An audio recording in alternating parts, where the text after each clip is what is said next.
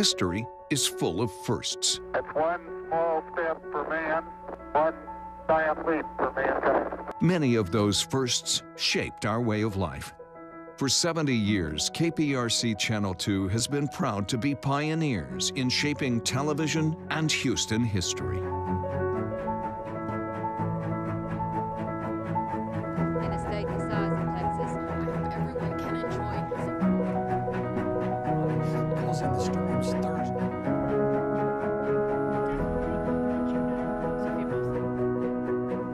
Minutes before 9 o'clock, the crew's here telling her.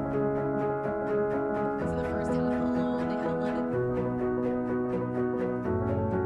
Send us some of your pictures. Isn't it good to work for a place that has a sense of history? And indeed it is. See, taking the president from Spring to College Station following.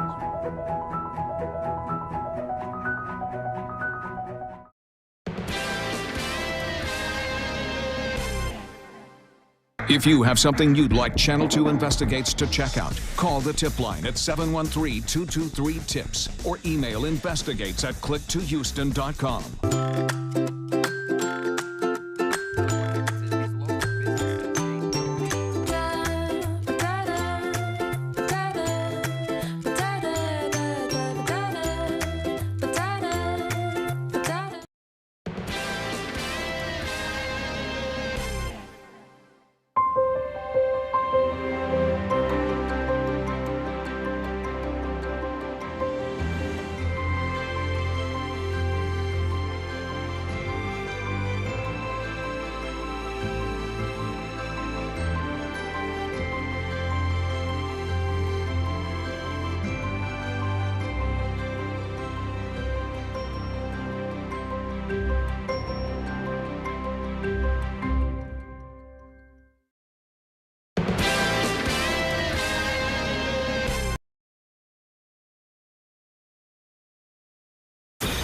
Live from KPRC, this is Channel 2 News Today. Some breaking traffic news this morning. All westbound lanes of Highway 225 in Pasadena shut down this morning because of a deadly crash there. What we know about that crash that has closed down that freeway for more than 6 hours. Thousands packed into the Staples Center for a powerful and emotional tribute to Kobe Bryant and his daughter Gianna. Some of the biggest stars in sports were there and talked about what it was like to truly know Kobe. I take comfort in the fact as we speak, Kobe and Gigi are holding hands, walking to the nearest basketball court. Kobe will show her some new Mamba moves today, and Gigi soon masters them. Kobe, your heavens MVP. I love you, my man, till we meet again. Rest in peace. We'll have some more of the touching moments from yesterday's ceremony. And you're going to need that jacket as you head out the door this morning. We're expecting a chilly start to our Tuesday, but it's not going to stay chilly for too long.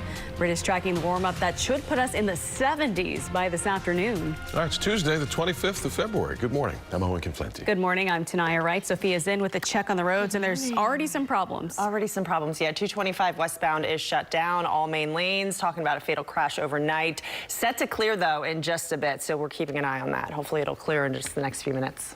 All right. Is all that rain out of here then? Yeah, it's out of here. It's going to be a good Tuesday. Enjoy the 70s this afternoon because winter is coming. Just wait until tomorrow. It's one more. Yeah. If you're not ready for it, get ready for it. So let's take you outside and show you what we are waking up to this morning. It is chilly, but this is going to feel warm compared to what's coming our way over the next few days. You know, it could be our last blast of winter air, though, as we head closer to rodeo. That's usually where we see that last freeze move into southeast Texas. So that's coming up over the next couple nights. Right now, it is a chilly start, so grab a light jacket. 53 degrees currently at Bush Airport. We're in the 40s to the north of town and 58 degrees currently in Galveston. Now, we have really dry air in place. Dew points are in the 40s. This is how we measure how much moisture is out there. When you have dry air, it allows you to really see a big swing in temperatures between the morning and the afternoon. That dry air heats up easily, and it's going to be a beautiful afternoon, partly cloudy skies. Temperatures by lunchtime in the 60s. Late this afternoon, we'll top off in the low to mid 70s. All the changes are happening tonight, Sophia. We are going to drop those temperatures, pick up the wind, and we'll talk about a winter day for Wednesday coming up. Over to you. You love winter, then that's a good thing. Me, not so much. All right, thank you, Britta. All right, here's your time saver traffic now. Pretty green across the map. We just have one little spot to tell you about still. This is 225 westbound at Preston. We're talking about a 3-car crash hours ago, 6 hours ago. Still, those main lanes are still shut down. Crews are still there, I guess, working to clean that up. We did get some reports that this should be open within the next few minutes, so hopefully we'll be reporting that in our next hit. But here's your time saver traffic wheel. These are inbound times. That little incident there at 225 at this hour not affecting any drivers. Looking green and clear for your commute at 4:30 this morning. Guys, back to you. Thank you, Sophia. We do want to give you some more information about that crash in Pasadena that Sophia was telling us about. Police say one person was killed, 2 others in the hospital right now. This all happened on the westbound lanes of Highway 225 near Burrell Street at about 8:30 last night. That area still shut down this morning, so you can expect some delays in that area. Police say 3 vehicles were involved, and as of right now, they don't know what caused that wreck. New this morning, the man is dead after a violent crash in Humble. The 60-year-old driver left the road, according to police, hit a fire hydrant, crashed through a gate. The car landed on its side out front of an apartment complex. Witnesses heard the speeding vehicle and then the crash. They're not sure at this point if the authorities, at least, if alcohol played a factor or not. Also new this morning, deputies are searching for 3 men who they say burst into a woman's Northwest Harris County apartment and robbed her. Detectives tell us that those men first knocked on 61-year-old woman's door late last night in the Stonehaven Apartments just along 290 near Little York. When she opened her door, we are told those men pushed their way inside, knocking her down. They did get away with some of her belongings.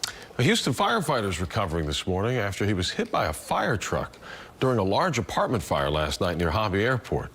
The fire left hundreds without a home, too. The firefighter was pinned between a truck and the district chief's SUV. A firefighter says he yelled out and then the others came running to help. They had to move the SUV forward, but the fire engine itself was still moving. An investigation will determine what led up to that failure. The parking brake either was not engaged or there may have been system failure. That's something that we're going to have to look into.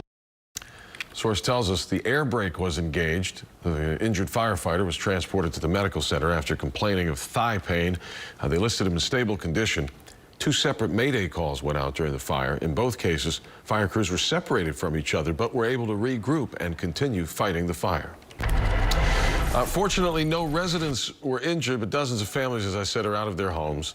Some 70 apartments are without power because of the fire. CenterPoint worked to restore electricity throughout the night, but for many, it means they had to go find somewhere else to stay. The Red Cross responded to help those families do just that. We're told at least a dozen units had fire, smoke, or water damage, and at this point are not livable. The cause of the fire, who knows at this point? Time right now is coming up on 4:36 this morning. Rice University has a warning for students to make sure you're on the lookout for coyotes. Campus police say there have been several sightings around that school, and they do want the students there to be vigilant. But students that we spoke with say they're not exactly sure what they would do if they actually saw one. I would not be prepared at all if it was actually in front of me or something. I'd particularly worry for the people walking in the morning with their pets, people with little kids. All right, so the university's given out some helpful tips to those on campus during sunrise or sunsets. And those are the times of the day they say the coyotes are most active. Keep the pets and children close to you. Don't let them wander. Don't feed the coyotes. And never run away or turn your back, because that could trigger their natural instinct to chase you. Well, take a look at this wild scene right in the middle of a Houston freeway. This video, you can see a group of motorcyclists performing dangerous stunts. This all happened on the South Loop near Maine over the weekend. Channel 2 viewer Findicio De Leon Jr. shared this video with us. As of right now, it's not clear if anyone called Houston police, but we are told these stunts did cause some minor traffic issues. 437. The Staples Center is the house that Kobe built, the arena where he played for 20 years. Yesterday, it was the place where tens of thousands of fans, including some of the world's biggest stars, came out to honor Kobe and his memory on and off the court.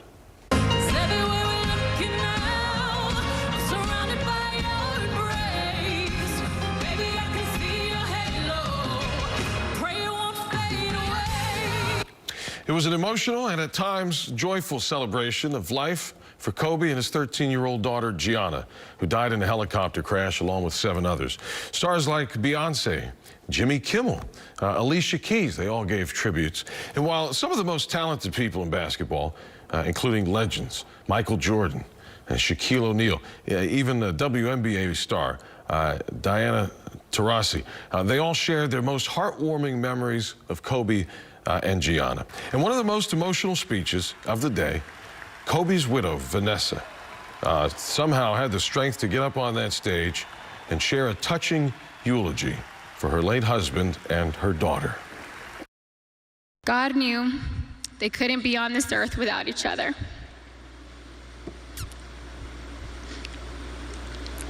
He had to bring them home to heaven together. Proceeds from the ticket sales yesterday went toward the Mamba and Mambacita Foundation, an organization Kobe started to create, that he created with his wife and family to support youth sports. We've also learned that Vanessa Bryant is suing Island Express Helicopters for the deaths of her husband and daughter. Island Express owned the helicopter that crashed last month. The wrongful death case was filed in Los Angeles Superior Court just as that memorial celebration was getting underway. The lawsuit claims that Island Express is liable for the actions taken by the pilot who was also killed in that crash. As of right now, no financial figures were disclosed, but that lawsuit is seeking general economic and punitive damages. Well, it was a long and historic day for one of Oregon women's basketball players. Coming up, the collegiate record that she broke just hours after speaking about Kobe's Mamba mentality at his memorial service. And this morning, we're waking up to cool temperatures. A live look over downtown. We're in the 50s right now, so grab a light sweater, but be ready to grab a winter coat. I'll let you know when freezing temperatures will be moving in.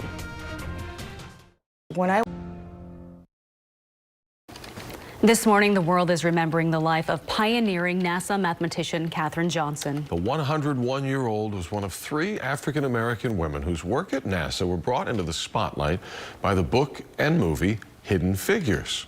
She was best known for her ability to compute difficult equations by hand and was personally requested by John Glenn to calculate equations for the first American orbital spaceflight. So you checked the computer's numbers, and what did you come up with? The same numbers the computer had. And then he knew that if I had done it, it was right. Very impressive. Well, former President Obama, who presented Johnson with the Presidential Medal of Freedom, honored her on Twitter yesterday, saying in part, she spent decades as a hidden figure, breaking barriers behind the scenes. But by the end of her life, she had become a hero to millions, including Michelle and me. Folks across the country letting the good times roll. One last time this year, it's Mardi Gras. That is right. Coming up, we're going to have a look at the Fat Tuesday celebrations going on right now in New Orleans. Look right there, you can see some beads, but Sophia also tracking traffic this morning. She is going to have a full report coming up in just a few moments. But remember, you can get up-to-the-minute information on your commute anytime by heading to our website, clicktohouston.com/traffic. Monday.com today. Good morning. Time right now is 4:45 on a Tuesday. Live look outside at the Southwest Freeway. It's much clearer than it was yesterday. Good news is there's no rain. Britta will have your full forecast coming up in just a few moments. Top stories now from around the nation. The next Democratic presidential debate is in South Carolina tonight. It's a 2-hour debate ahead of the Saturday primary in South Carolina. It's also the final debate before Super Tuesday, which is March 3rd. That is when 14 states, this is what's so super about it, 14 states and 1 U.S. territory vote, including Texas. Former Hollywood mogul Harvey Weinstein is in a New York hospital this morning being treated for chest pains. This is all according to his attorney. Weinstein was convicted on rape and criminal sex charges yesterday afternoon. The sentences for those charges range anywhere from probation to at least 5 years in prison. This morning, his accusers say that the conviction is a step towards justice. I never for once thought he would be held accountable, and that's a big part of why I never spoke up, because he is him and I was me. But that's changed now. Coming up this morning on the Today Show, we're going to hear more of that interview as well as more reactions to his conviction. Centers for Disease Control says more coronavirus cases from the Diamond Princess ship are likely. The CDC says 36 Americans from the ship have tested positive. That brings the total cases in the United States to 53. 6 of those are getting care in San Antonio. CDC maintains the risk of coronavirus to the general population is still quite low. Still, the U.S. government is doing what it can to try to help stop the spread of the virus. The White House has requested $1.25 billion in emergency funding to help against coronavirus. Most of that money would come from shifting money from other government agencies. Carnival festivities almost over, but not without one more big Mardi Gras celebration. It's Fat Tuesday, and today cities like New Orleans and Mobile, Alabama will be bustling with revelers as the parades travel down the streets. Fat Tuesday is the last day before Lent begins on Ash Wednesday. That's why it's often associated with overindulging on food and drinks. I'm in. I'm in. Sign me up. The donuts, the baked goods. Everything. Every Tuesday is Fat Tuesday for me, if that's the case. Yeah. All right. Diet starts Wednesday. All right, we got 4:47 on the clock. We got some issues there on the east side. Yeah, still a little bit early. 225 is still shut down. This was from a crash, fatal crash, unfortunately, that happened last night. It's still shut down. All main lanes. We're keeping an eye on that. It should be open soon, but we'll see. Wait and see. Okay. Hoping. All right. And who's ready for winter? Well, wow, it's coming back, right? I have the boots for the rodeo, so I'm actually ready exactly. for it. It'll be a good day to work in the boots. We are going to have temperatures that are still in the 70s today, but winter arrives tonight. What a difference you are going to feel by the time we wake up tomorrow morning. So be happy that we're in the 40s and 50s. Please, can we enjoy you know what? This is why we moved to Houston, though. It's one day of winter. That's right. We can take that. and most likely, this is really our last taste. Usually, our last freeze does happen as we head closer to rodeo. Once we get into the thick of rodeo, we usually are saying goodbye to those winter temperatures. This morning, it's a cool start. We're in the 40s and 50s, so grab a light sweater. We're at 53 degrees at Bush Airport, 50 in Katy, 56 degrees at Hobby Airport, and right now in Galveston, if you're getting ready for Mardi Gras, temperatures are in the upper 50s.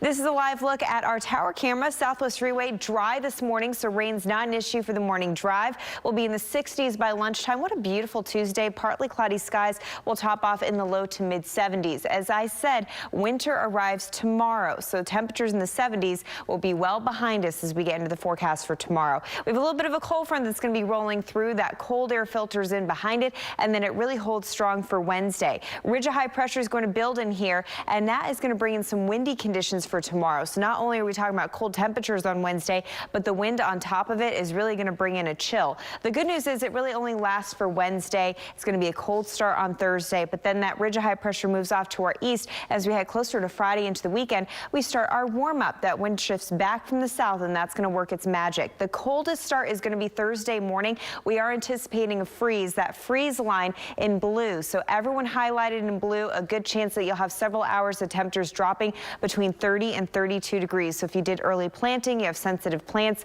make sure that you're keeping that in mind. This is a light freeze, so there's no issues with your pipes, nothing like that. It's just going to be a very cold start for Thursday morning. Here's a full look at that 10-day forecast. It will be windy and cold tomorrow because we have winds in place. Temperatures in the 40s tomorrow morning will easily feel like the 30s. Your kids are going to have to bundle up. You're going to have to bundle up as well. Then we'll start that warm up for Friday into the weekend. Looks beautiful for the first weekend of rodeo. Over to you, Sophia. All right, thank you, Britta. What I like this morning is no showers. No showers means no wet roads. Let's get right to it. We've got one spot to tell you about. This is 225 at Preston. There is a cleanup there from a 3-car crash overnight. And here's a shot of that. All main lanes still closed here. We know that one person was killed. This happened just before 9 o'clock last night. 2 people are injured.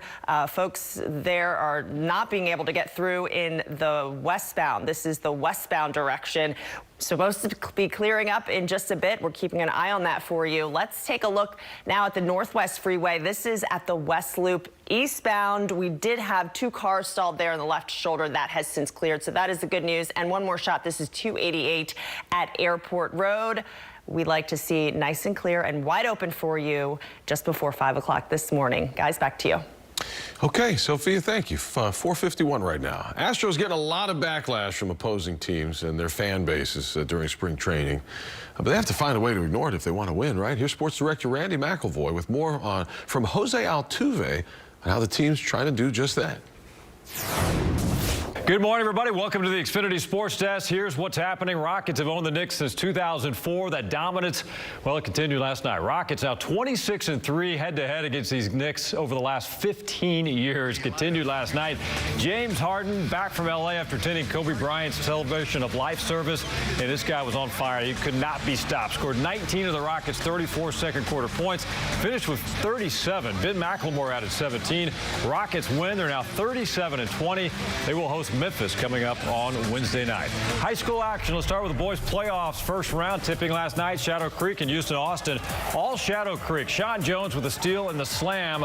Sharks on top early. Then from outside, Ramon Walker knocks down the three-pointer. And then Will Young says, you know what, I'll do the same. The lefty knocking it down. Sharks roll to the 73-45 victory. All right, another boys' stop in Sugar Land. Ridge Point taking on Katy Tompkins last night. Falcons firing on all cylinders early. Johnny Nash, three ball is good. Tompkins up by 8. Ridge Point battles back. Clay Baldwin with the lay-in. Panthers did force the turnover. Caleb Hill, 2 more, but Tompkins comes away with a victory. Good game, though, last night. 57-53 the final. Girls side now. Regional quarterfinals. Clear Springs and Pearland over in Deer Park. Chargers up 15-10. Nyla Brown with the pass to Ibanka for the Oilers layup. Third quarter, things heating up. Lily Tekoa with the Chargers basket as well. Chargers led 24-17. Clear Springs really went on a big run. Peyton Lee with the 3-ball, actually just inside the stripe. Chargers beat the Oilers 41-35. Clear Spring moving on to the regional tournament. Boos and screaming aside yesterday. It was all Astros in Lakeland against the Tigers. Brian Abreu, 22 years old, trying to win a job. Struck out 4 of the 6 hitters he faced yesterday. Jose Altuve, spring debut, RBI double right here to left field. Easily scores Miles Straw. Despite all the noise from the crowd, Astros won big, 11-1. Jose Altuve on pushing past that backlash. We were focused on playing baseball today. We know that we need to go on the field and get ready and prepare for the coming season, and that's what we are thinking right now. It's always good to have a game to start feeling good and get prepared for this season. All right, Astros back at it against the Marlins in West Palm Beach today. Follow me on Facebook, Twitter, and Instagram at KPRC2 Randy McElvoy. Have a great day, and I'll see you tonight. Time right now is 4:54 this morning. Here's a look at what's trending. Just hours after speaking at Kobe and Gianna Bryant's memorial, Oregon Ducks basketball star Sabrina Ionescu made NCAA history. She became the first player in Division I history, male or female, to rack up at least 2,000 career points, 1,000 career assists, and 1,000 rebounds. Teammates say she was actually sick and throwing up before that game. She was Kobe's mentee and says that she also trained with Gianna Bryant last summer. You know, hackers can steal your most personal information, and they can even get into the most protected systems. Really. That's right. Coming up at 5, Amy Davis breaks down the most common cybersecurity risk and the things that you should never do online. Good morning. Coming up on our 5 o'clock hour, time to let the good times roll. It's going to be 70 degrees in Galveston today. We'll talk about the return of winter coming up in just a few moments. It's going to get cold and windy. Details coming up.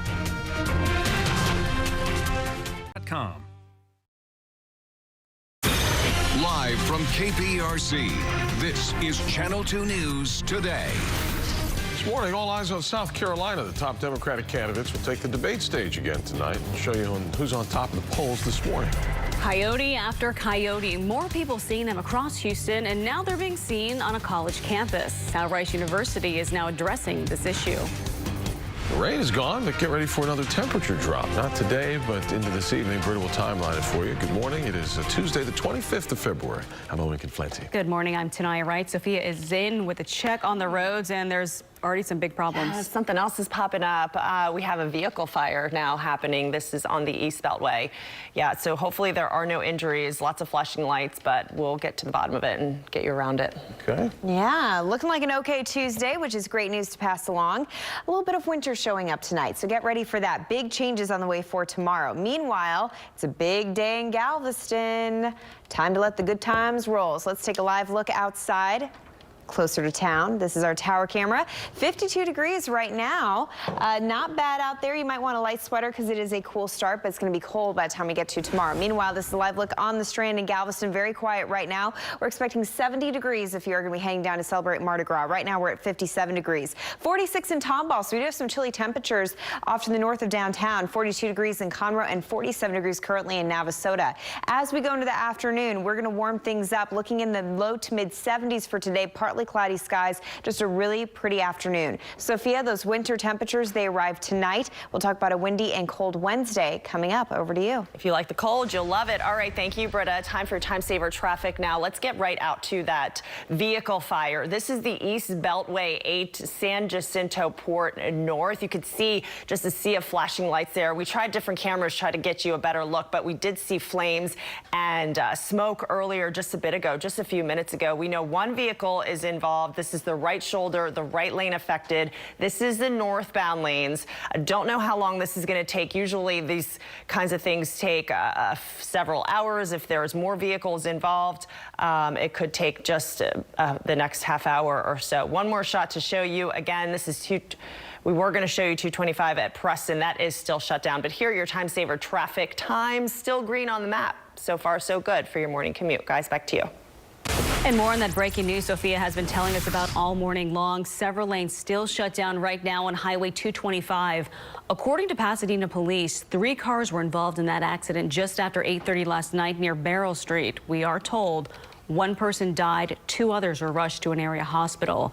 As of right now, investigators say they're not sure who caused the crash or what led up to it, but we are told the other drivers who were involved remained at the scene. Several westbound lanes remain closed at this time. This morning, coyote sighting after coyote sighting. We've been hearing about these across the Houston area for several days now. Most recent was at Rice University, and Taisha Walker's on the campus this morning, joining us live. Taisha, good morning. What are police telling students and staff about this? Oh, and good morning. Rice University not taking any chances with these wild animals. They're urging students, staff, and people who live in the community around the school to be vigilant. They're also sharing some tips with them.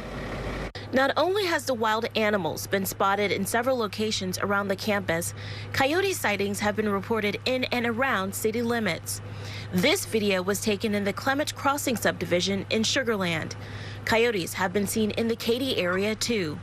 Some students we spoke to say they plan to take precautions. I choose not to run in the evenings or when it's dark out for various reasons, but knowing that there's coyotes or animals out there is another reason definitely to be careful. I'd particularly worry for the people walking in the morning with their pets, people with little kids. I'd say keep on the lookout there. The university is also sharing these tips to those on campus during sunrise or sunset. They say keep pets and children close, never feed the coyotes, and never run away or turn your back on the animals, which could lead to the coyote chasing you. And we also know that the school is urging students who spot a coyote to also call campus police to take care of that sighting and so that they can better document it. So far, we have not spotted any of those animals. Reporting live on the campus of Rice University, Taisha Walker, KPRC, Channel 2 News. Taisha, thank you. 5:04 here at Channel 2 News today. A Houston firefighter is recovering this morning after being hit by a fire truck during a large apartment fire last night near Hobby Airport. That fire, by the way, displaced dozens of residents. So the firefighter's legs got pinned between the fire truck and the district chief's SUV. At last checked, he was in stable condition.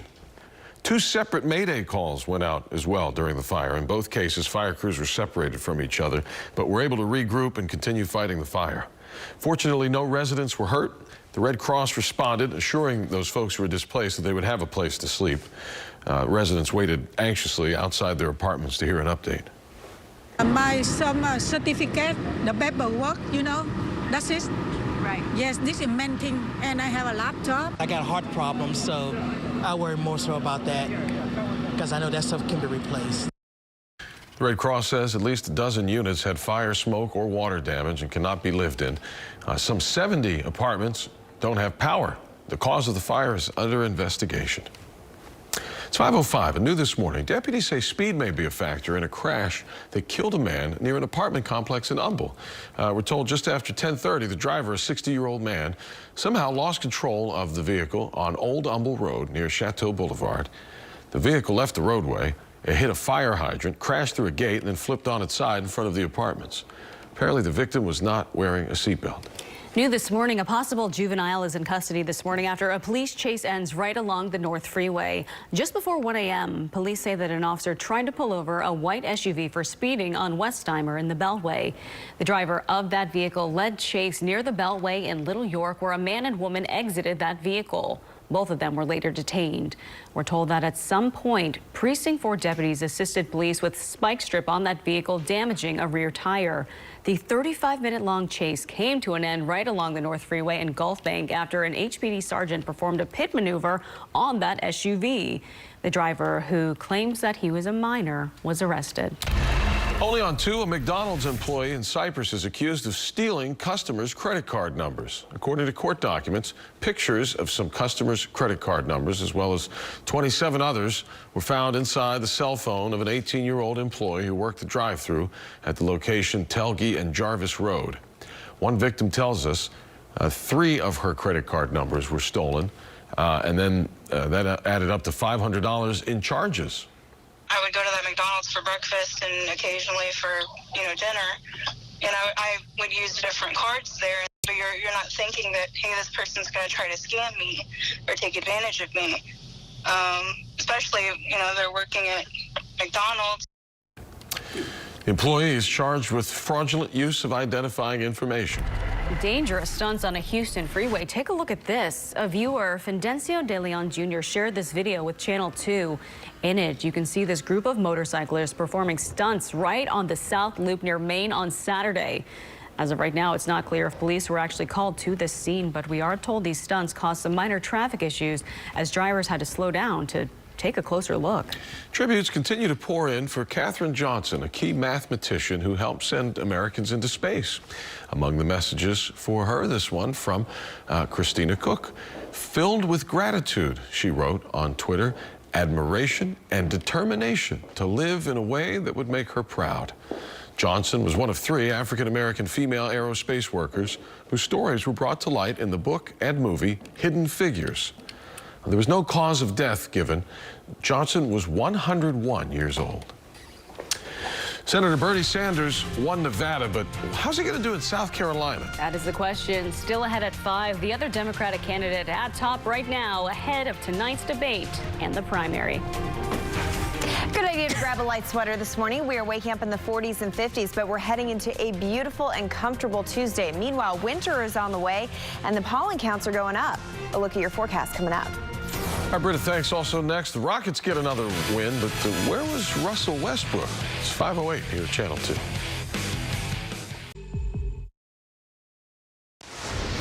Hey, good Tuesday morning. Time for your time saver traffic now. So far, so good. Just a few spots to tell you about. This is one hot spot that there's a vehicle fire here. This is the East Beltway northbound. We're going to get a check on that camera shot in just a bit, but I wanted to get to this thing. This has been happening since about 10 o'clock last night. Highway 225 at Preston shut down in both directions. You can take the Beltway down to Red Bluff Road and then back up to 225. That'll help you get around it. We'll keep an eye on this for you and see when this reopens. Britta?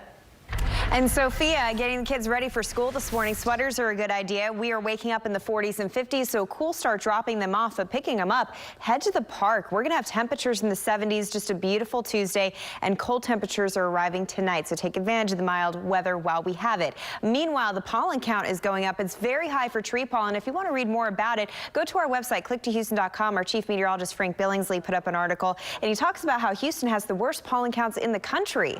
We'll have a look at when we could see some rain, maybe wash away that pollen coming up. Over to you. All right, well, the Rockets now have 4 wins in a row. Yeah, how about it? They beat the Knicks last night, 123 to 112. James Harden with 37 points. I asked, where was Russell Westbrook? Well, he was sitting on the bench with a sore thumb. Let's see if it heals by Wednesday night. Next game, we've got the Grizzlies from Memphis in town at Toyota Center. President Trump and the First Lady are still in India this morning. Coming up, the President and the Prime Minister there discuss the U.S. proposed peace deal with the Taliban. What else the leaders covered? That's straight ahead. The race for the Democratic presidential nomination moves south. I'm Susan McGinnis in Washington. Coming up, the primary in South Carolina on Saturday could hinge on a Democratic debate tonight. High carpet giant.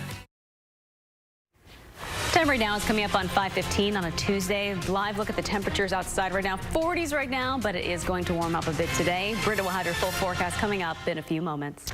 President Trump and the First Lady kicked off their second day in India with a visit to the presidential palace, escorted by horseback riders and cannons blasting in the background.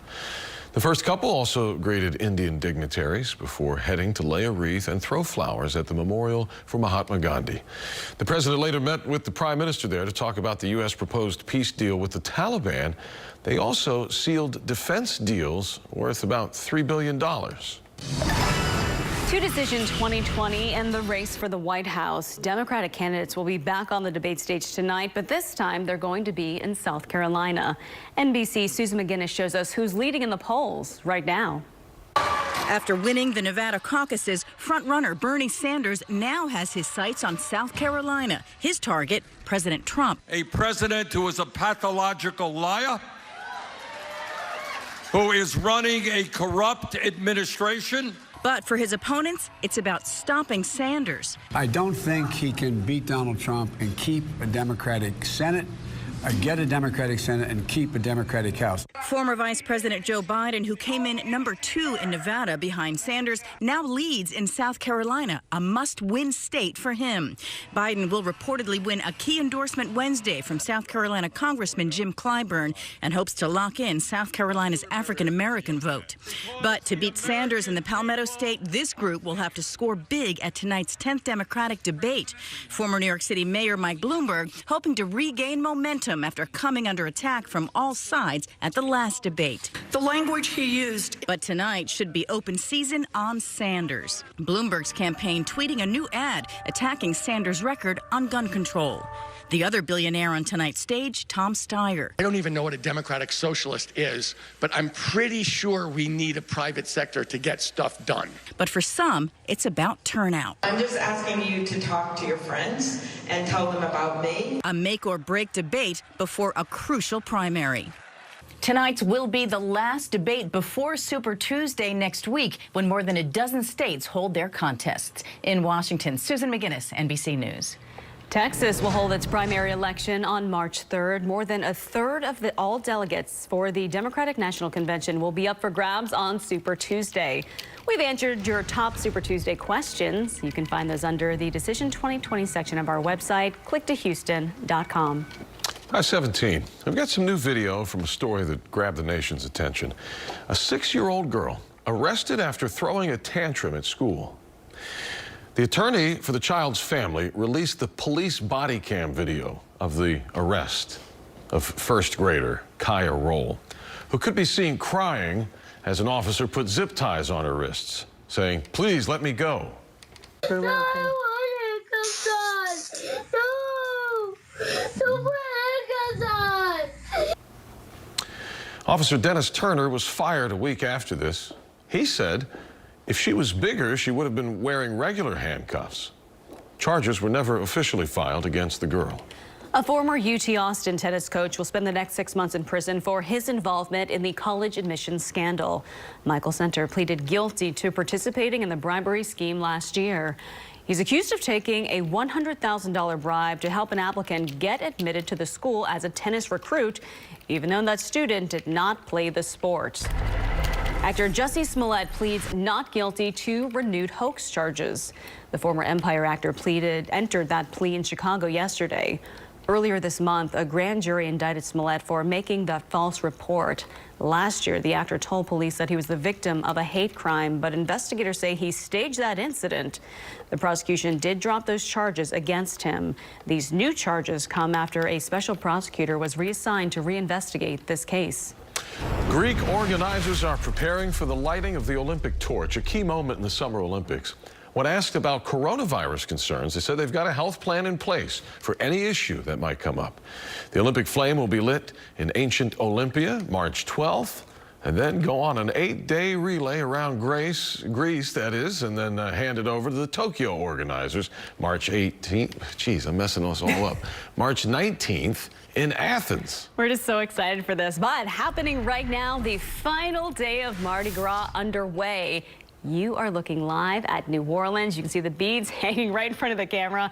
Coming up at 5:40, we're going to hear from NBC's Liz McLaughlin as thousands of revelers get ready to drink, dance, and party. A lot more. That's what autofocus gets you. Exactly. Just the beads. You see a few people there in the background. Oh, you can see still, them, just not in focus. No. All right, Britta. Seeing the beads. Well, the camera's drunk too, Britta. Yeah, there's going to be plenty of things out of focus. This morning, we are waking up to a nice start to our Tuesday. If you are going to be heading down to the island, expect temperatures around 70 degrees this afternoon on the island. It's going to be beautiful here in Houston as well. You do want a light sweater, though. We're waking up in the 40s and 50s, but that's going to feel comfortable compared to what's heading our way. Winter temperatures moving in over the next few days, so get outside and enjoy it today. We'll be in the 60s by lunchtime, topping off at 74 degrees here in Houston, and then look at that. We start to cool things off, and it's going to get cold over the next few days. We have a cold front on the way for tonight. That is going to pull in that cold and dry air, and it's going to be sticking around for at least a little while. The good news is it is a short winter blast, but tomorrow it's going to be windy and cold. Temperatures struggling to get out of the 50s. The coldest start will be Thursday morning as this ridge of high pressure slowly moves off to the east. We'll bring back that south breeze, and that's going to allow us to warm up for Friday afternoon through the weekend. Beautiful weather as we head into the first weekend of rodeo. This is how cold it's going to get. Thursday morning, the coldest start out of the bunch. We're anticipating a light freeze for everyone highlighted in blue, so that's the freeze line. If you live to the south of I-10, it looks like we're going to stay above freezing, but it's going to be a close call for places like Sugar Land, also Angleton. We're going to be very close to it. This is not going to be an issue for pipes, but if you did do some early planting, you have sensitive plants, you want to make sure that you pay attention for Wednesday night into Thursday morning. This is a full look at your 10-day forecast. It's going to be cold and windy for tomorrow.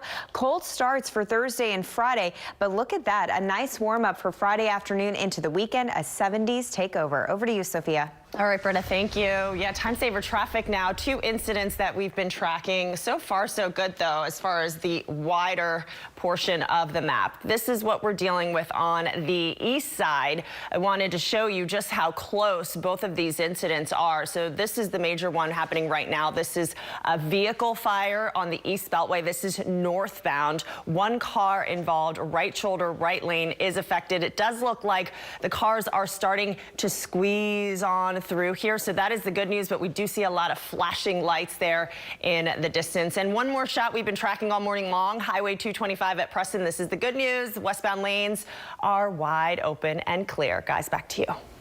The Voice is back with new coach Nick Jonas already eager to help those contestants. Still ahead, we're going to have the moment he actually went up on stage and gave one a short lesson. They were writing 3 different words. Yeah, guys, we have a new form of fitness coming to Cinco Ranch, Cyprus in the Woodlands. Take a look at what I'm looking at. Caesar, show them. I'll have more coming up. Home assessment.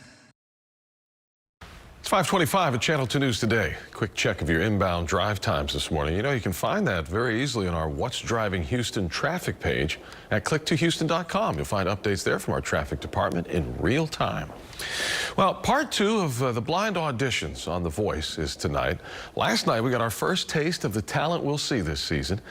Tate Bruza is one of those artists. When he was 2, his parents found out Tate had damaged vocal cords from screaming and singing at the top of his lungs. And because of that, Tate has a very raspy singing voice. And last night he got some tips from new coach Nick Jonas. Just think about your posture. Just standing a bit taller. Dancing in the dark. Get it? You between my arms. Baby, I've been dancing in the dark. What do you know? He ended up going to Team Nick. Later this morning, Nick Jonas will be on the Today Show to talk about his new gig. A 32-year-old is making history in the NFL. Andrew Berry is the youngest general manager in league history, trying to make his mark on the Cleveland Browns. This morning on the Today Show, Barry will talk about the benefits of having a diverse coaching staff. It's not just how old someone is or how someone looks or their gender. It's also diversity of experience, diversity of thought process, cognitive diversity that allows different perspectives to come to the table when you're making decisions and trying to drive on-field results. Also on Today, closer look at pot use among older Americans and new data suggesting it's on the rise. Plus, actor Steve Coogan is stopping by to talk about his new movie, Greed. It all starts at 7 o'clock on Today. Numbers continue to climb in the coronavirus crisis. Coming up, we'll break down some details from the Mideast and South Korea.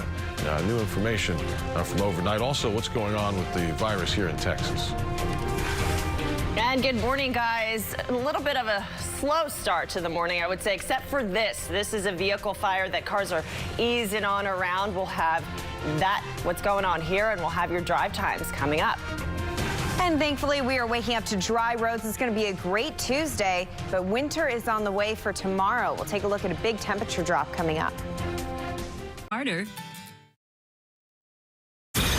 Live from KPRC, this is Channel 2 News Today.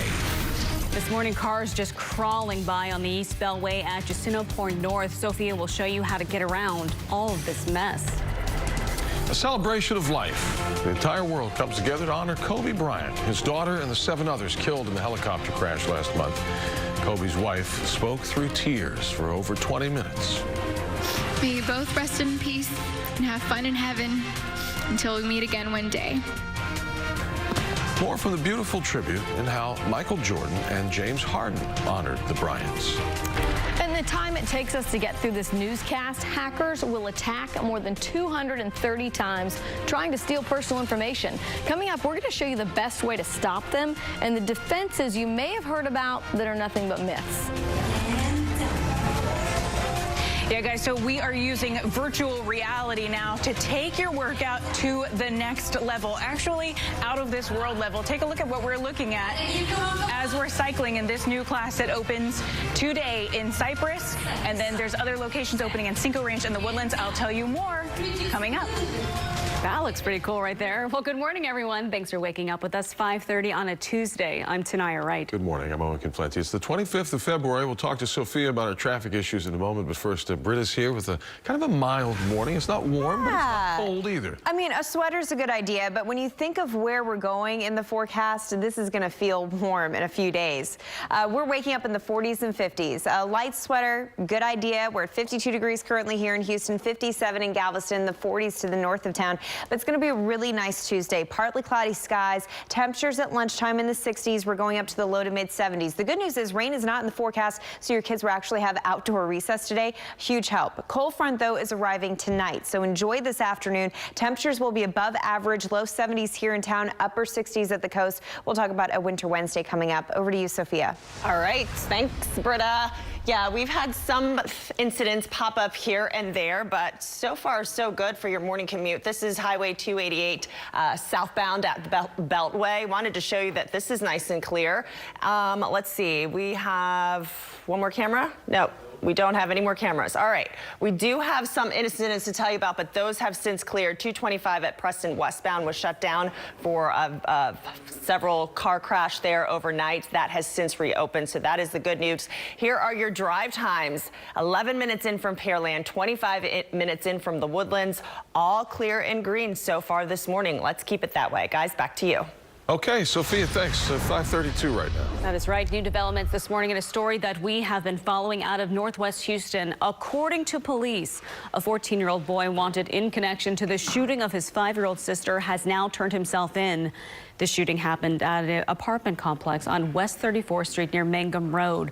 Police say that girl's mother woke up to a gunshot right in the middle of the night, and that's when she found her daughter shot. The mother claims she saw her son in a panic. He then picked up the gun that was lying on the floor and just took off. That girl is being treated at the hospital, but we're told she is expected to survive.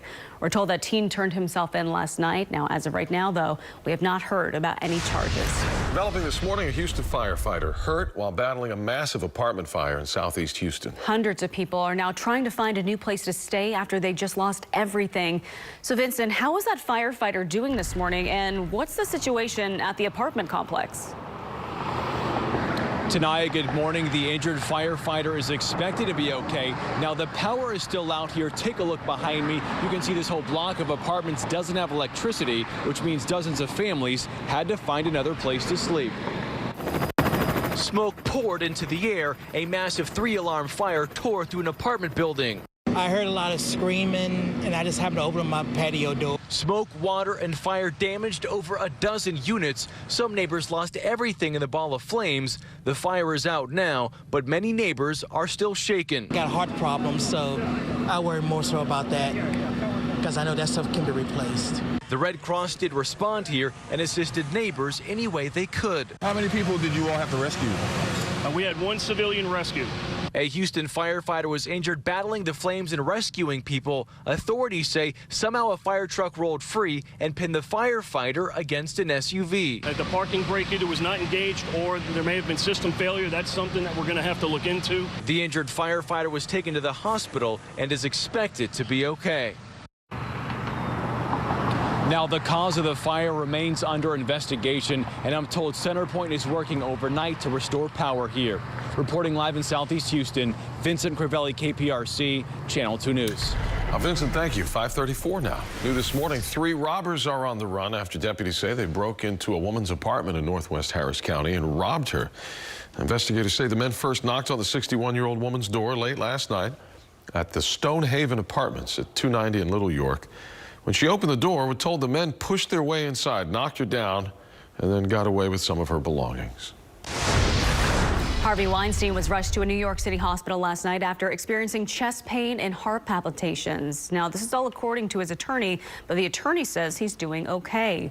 Earlier in the day, jurors found him guilty on 2 of the 5 charges against him, including first-degree criminal sexual act and third-degree rape.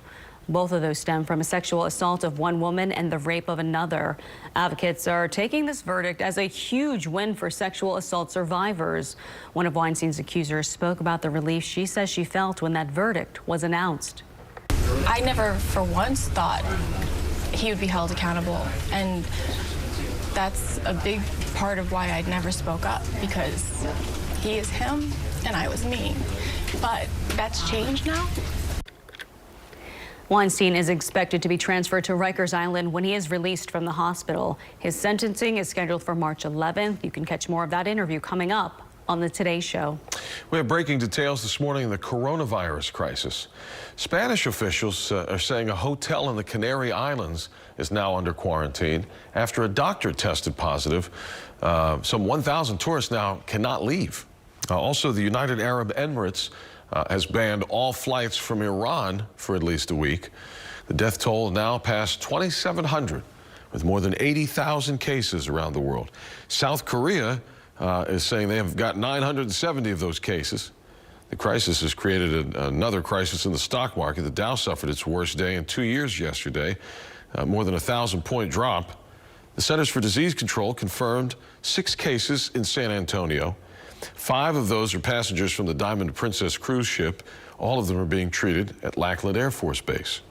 Meantime, Congresswoman Sheila Jackson Lee says she sent a letter to President Trump calling for action in raising awareness about the virus and working to implement preventative measures.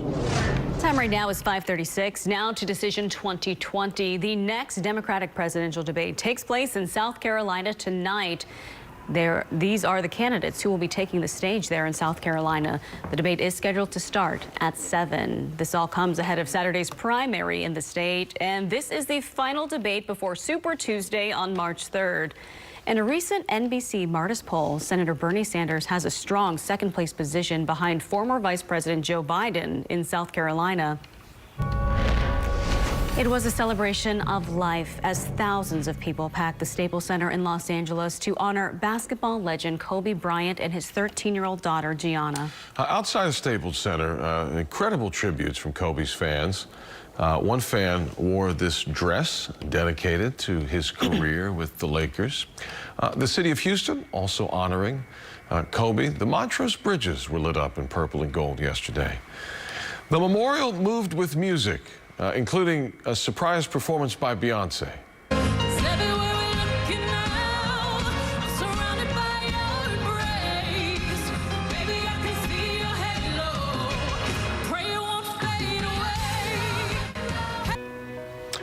Singer Alicia Keys also performed Beethoven's Moonlight Sonata.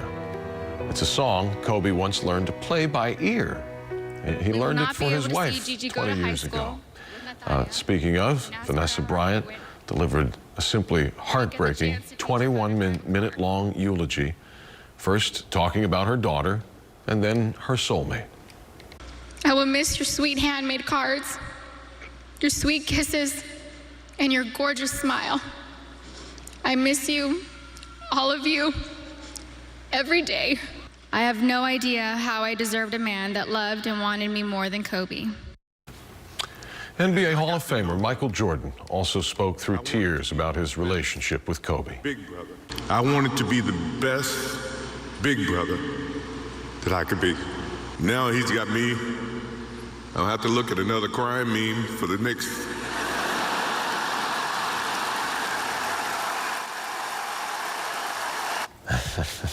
Rockets Russell Westbrook and James Harden also attended that memorial ahead of their game last night. Harden spoke about what it meant for him to be there after the game. Just pay my respects, show my condolences to the family. Obviously, it's a tough time for them, for the entire world. So it was a must that I be there and kind of show my respects. Harden called Kobe one of his idols, saying that he was a champion and was put on this earth to inspire others. We also know Vanessa Bryant has filed a wrongful death lawsuit against Island Express Helicopters. The lawsuit claims the company is liable for the actions taken by the pilot, who was also killed in the crash. The lawsuit alleges that the pilot did not properly monitor, or the company did not properly monitor the weather or abort the flight due to unsafe conditions. No financial figures were disclosed. The lawsuit, though, is seeking general, economic, and punitive damages. You can find more of the memorial service, by the way, at our website, click2houston.com, including eulogies from Jimmy Kimmel and Shaq. 5:40 to baseball now. The Astros take on the Marlins today in spring training. That is right. Some of the big names in the lineup made their spring debuts yesterday against the Tigers, but the Astros, they were booed, and Jose Altuve grazed by a pitch right in the foot.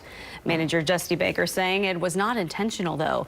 But the Astros shut down all that noise in the third. Jose Altuve doubled to the left, helping send Miles Straw home. Astros beat those Tigers 11-1. So here's what Altuve had to say after that game. Baseball is really hard to go out there and play. We need to be 100% focused while we're playing and execute the plays and get feel better, because we have a season that we really need to play good.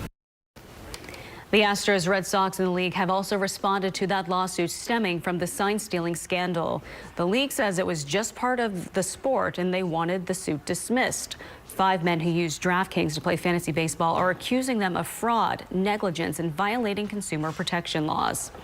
Mardi Gras is actually French for Fat Tuesday, and people are already celebrating across the country. We'll get a live report out of New Orleans this morning. It's 5:41. It's tonight at 10.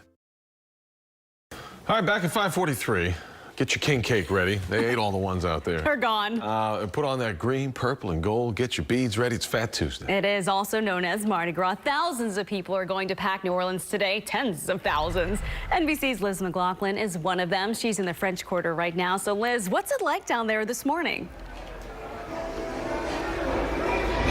Tanaya, Owen, happy Fat Tuesday.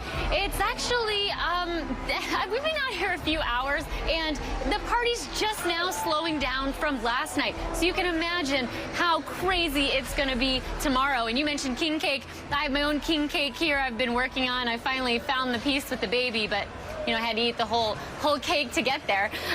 It's definitely the season of indulgence. I started my day with a king cake. A lot of the party goers here are going to start their day with a hangover, I'm sure.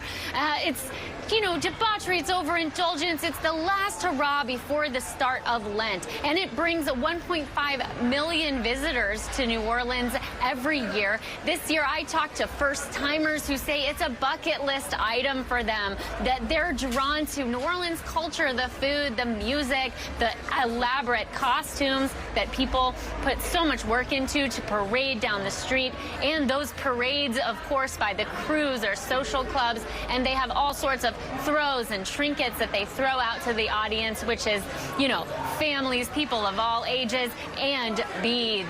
Lots of beads, about 25 million in total by the time this party is done. Owen, Tanaya. Oh, my goodness. And we love going to New Orleans, Liz. We really do. I don't know. It might be too much of a madhouse for me personally for Mardi Gras, but how do they clean up all that stuff anyway? All the beads everywhere? I mean, it's got to be a mess, right?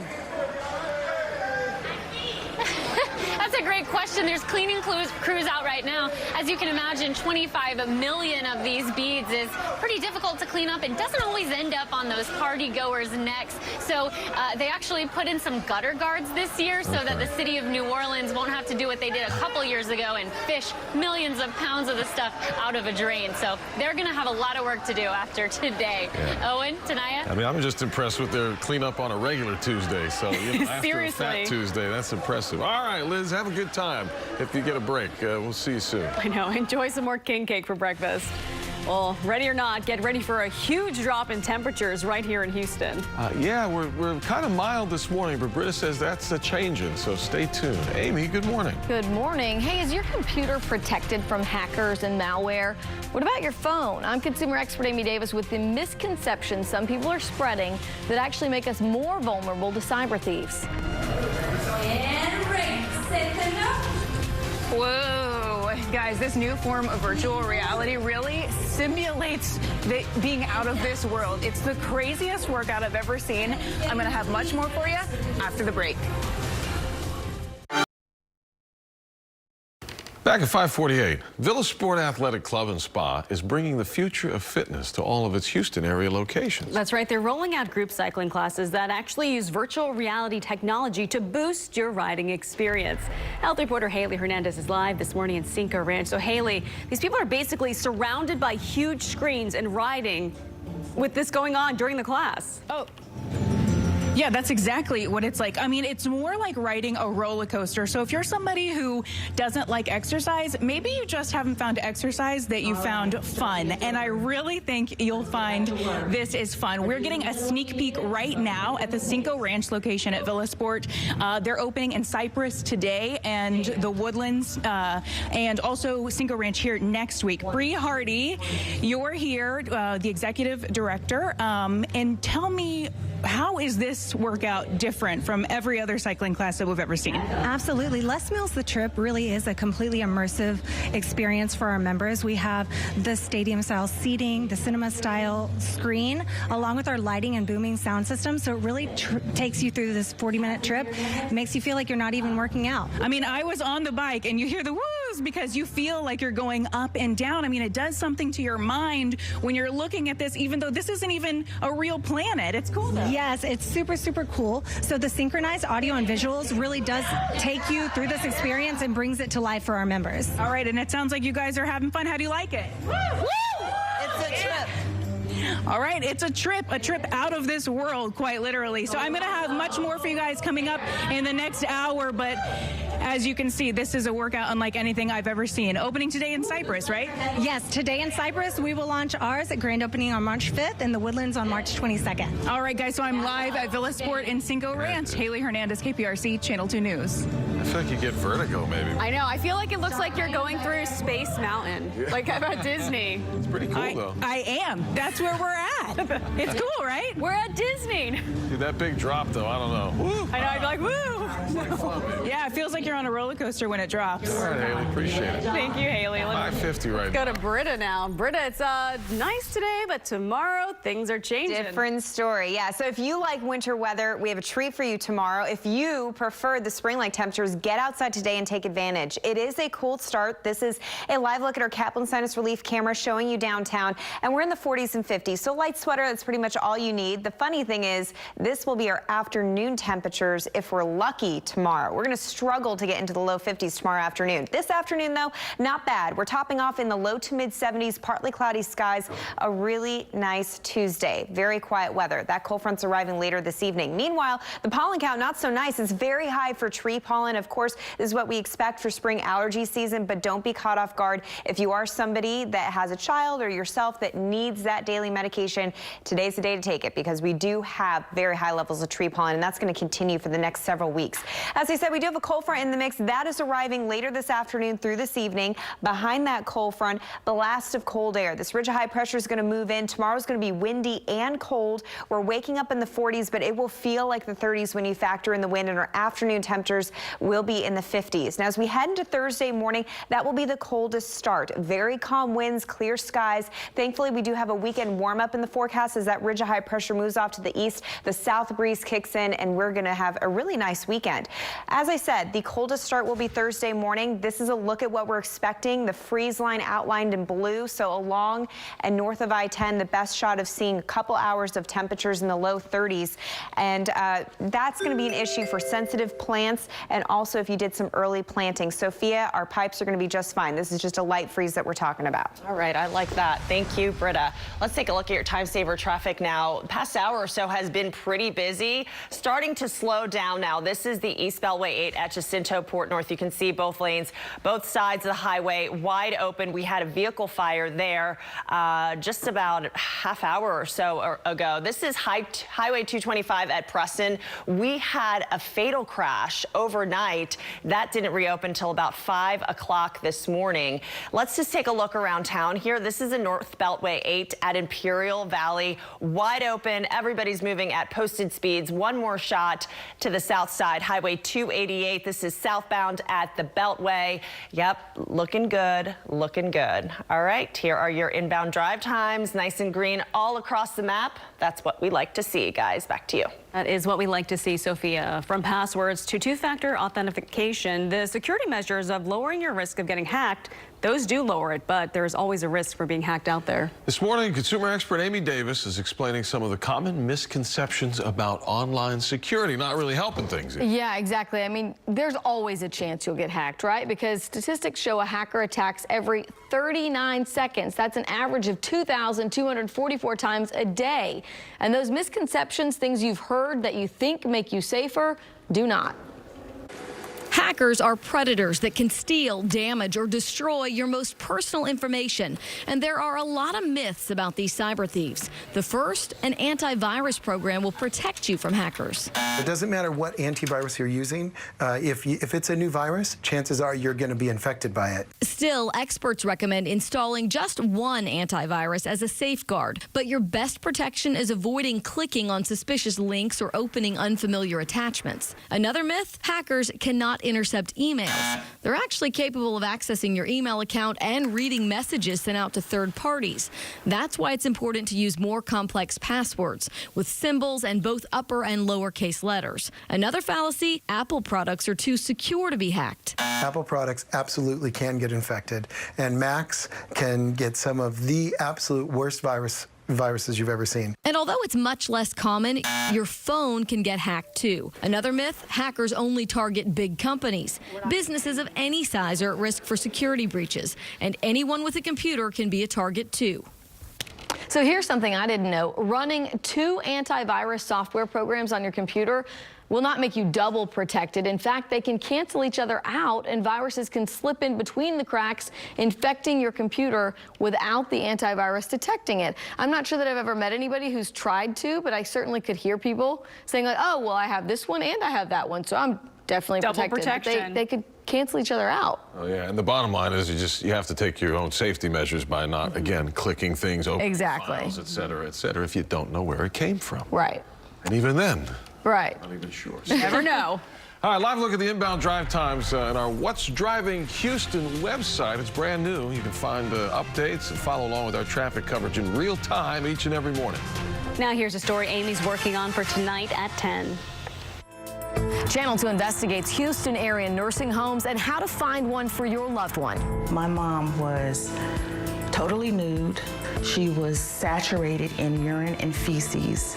The whole bed was covered. I just felt like I felt her. We just had basic questions like how long patients stay in their rooms with no attention from a staff member. I'm not doing this right now. There's other people there that don't have a voice. The nursing homes in our area with the worst violations tonight on Channel 2 at 10. And we're back trending just before 6. Before last night's Milwaukee Bucks-Washington Wizards game, the Bucks upped their infamous WWE pregame ritual. Players tracked down G-Wiz and challenged him to a fight, immediately knocking the mascot down with several punches. He was helped back up to beat the count, but was delivered a knockout blow in the body slam. Giannis declaring himself champion. It appears the mascot's already calling for a rematch next time the two teams are in town. Live from KPRC, this is Channel 2 News Today. Breaking news this morning, a deadly three-car crash out on Highway 225 left a traffic mess all night long. What caused the wreck and how things are looking for the drive this morning? Coyote sightings on the rise, but we're not talking about Wile E. Coyote. The unlikely place these animals have been spotted, leaving lots of students on edge. Well, it's a much better start to this morning, weather-wise, than yesterday. But Britta says keep the jacket handy. We'll tell you why. It's Tuesday, the 25th of February. Good morning. It's 6 o'clock. I'm Owen Confletti. Good morning. I'm Tanaya Wright. Sophia's in with a check on the roads, and you've had a pretty busy morning. So far, yeah, pretty busy. We were talking about that fatal crash overnight at 225. Good news is that has since reopened. Also, vehicle fire not too far from there, but that is also clear. So we are doing good right now. Yeah, time to welcome back winter. But first, let's enjoy a great Tuesday, right? If you do like those winter temperatures, they are quickly approaching, but this afternoon is going to be really nice. Get outside and enjoy it. This is a live look at our Kaplan Sinus Relief camera. Over downtown right now, we have temperatures generally in the low 50s, but north of I-10, we're cooling down to the 40s this morning. So I do recommend at least some long sleeves for kids heading out the door to school. We're at 48 degrees at Bush Airport, 44 degrees in Conroe. Temperatures south of I-10 generally in the mid 50s, so we're at 54 degrees currently in Pearland.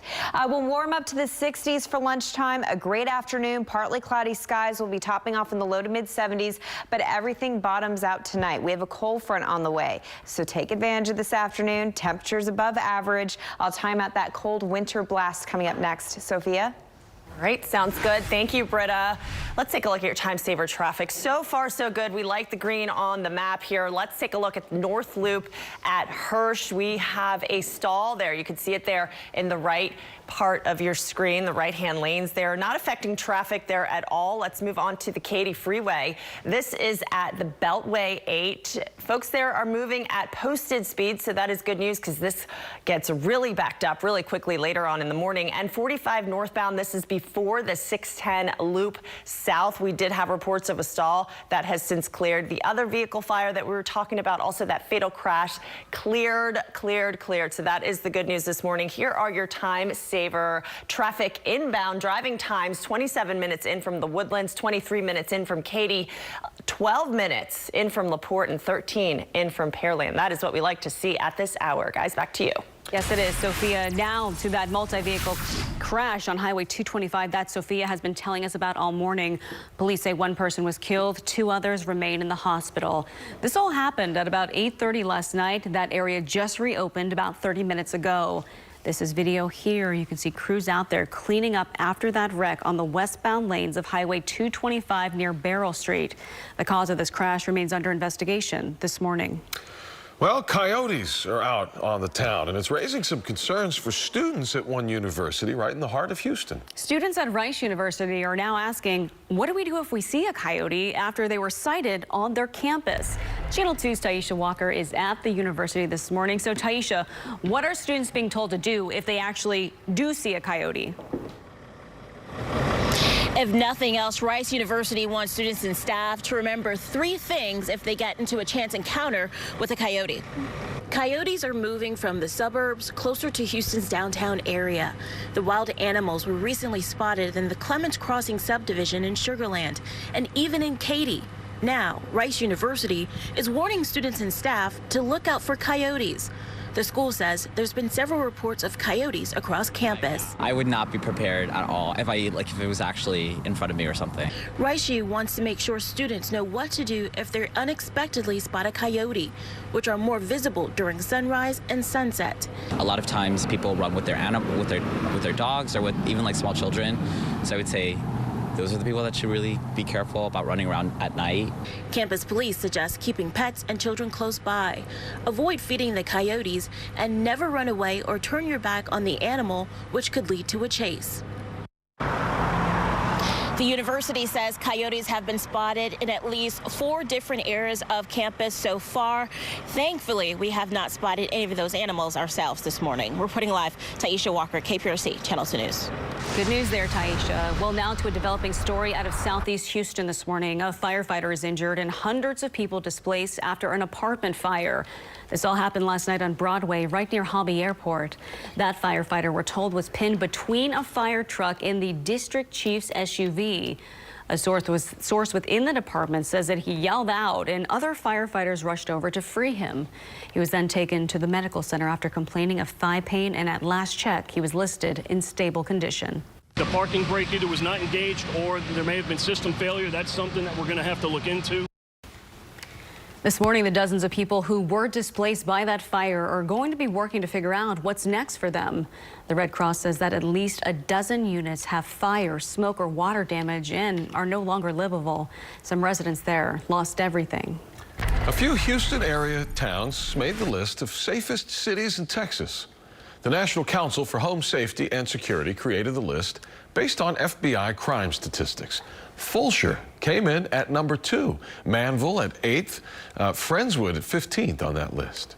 6:05 now, a man who's dedicated his life to helping find missing people is being recognized for his work. Tim Miller of EquiSearch, Texas EquiSearch, was given the FBI's Community Leadership Award. That's an award given only to 56 people in the country every year. Since being founded in the year 2000, Texas EquiSearch has conducted more than 2,000 searches in 46 states. Time right now is 6:05 this morning. We continue to remember NASA legend and pioneer Katherine Johnson. The mathematician opened doors for women as well as African Americans. You may remember Johnson's story was recently portrayed in the movie and book Hidden Figures. With her passing at the age of 101, her legacy is being felt by just so many people, including those living in the trail that she blazed for them in the space agency. Monica Foley, who is the chief of staff at Johnson Space Center, is the 3rd highest ranking woman at Johnson Space Center.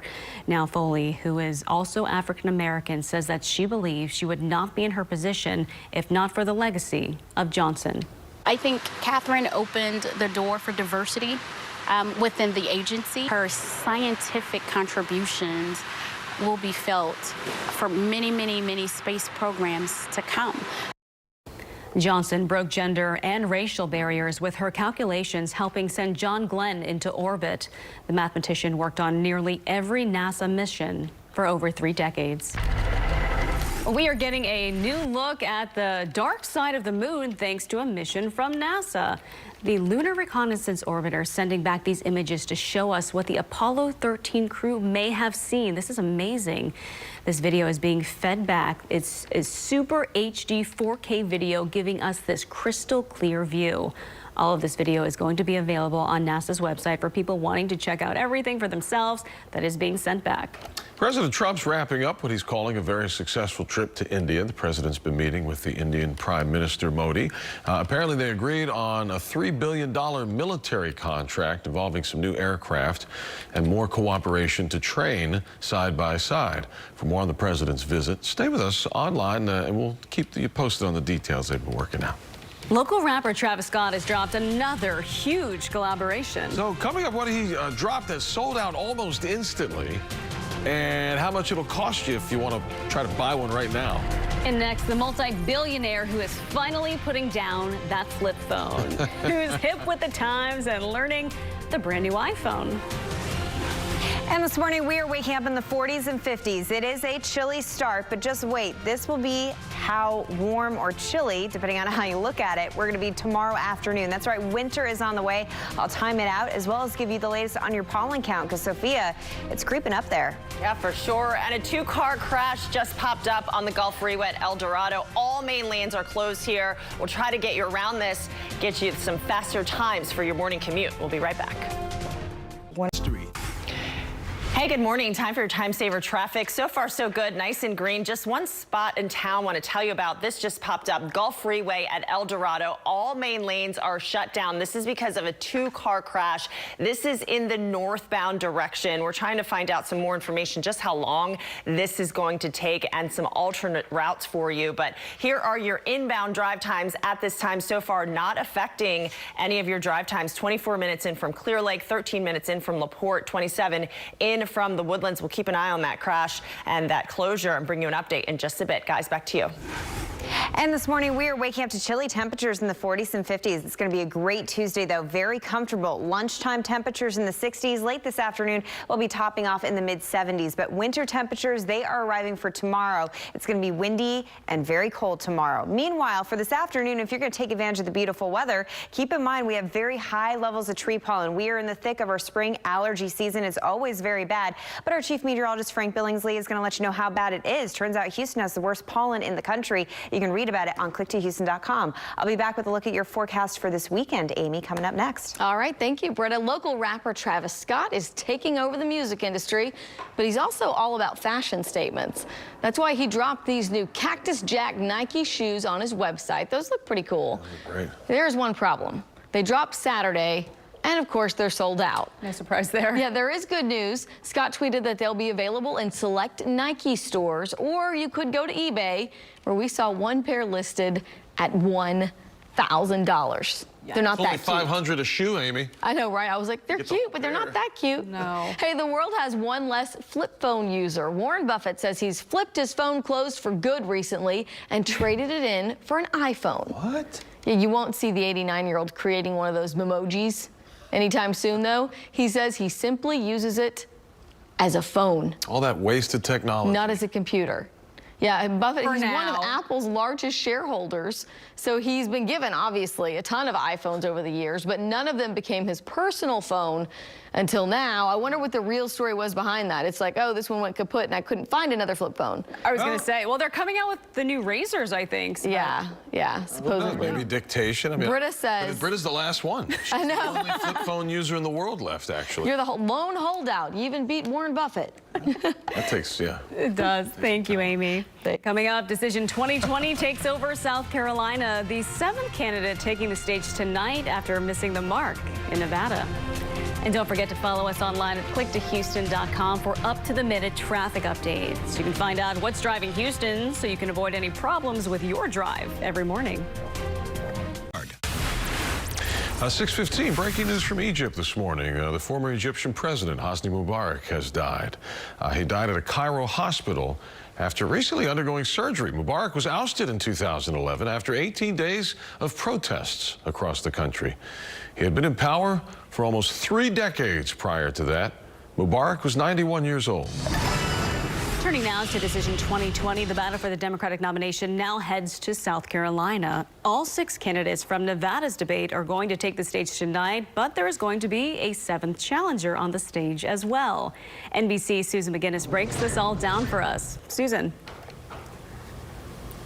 Hi, good morning tonight. Yeah, this primary coming up in South Carolina this coming Saturday is crucial for all of the Democratic candidates.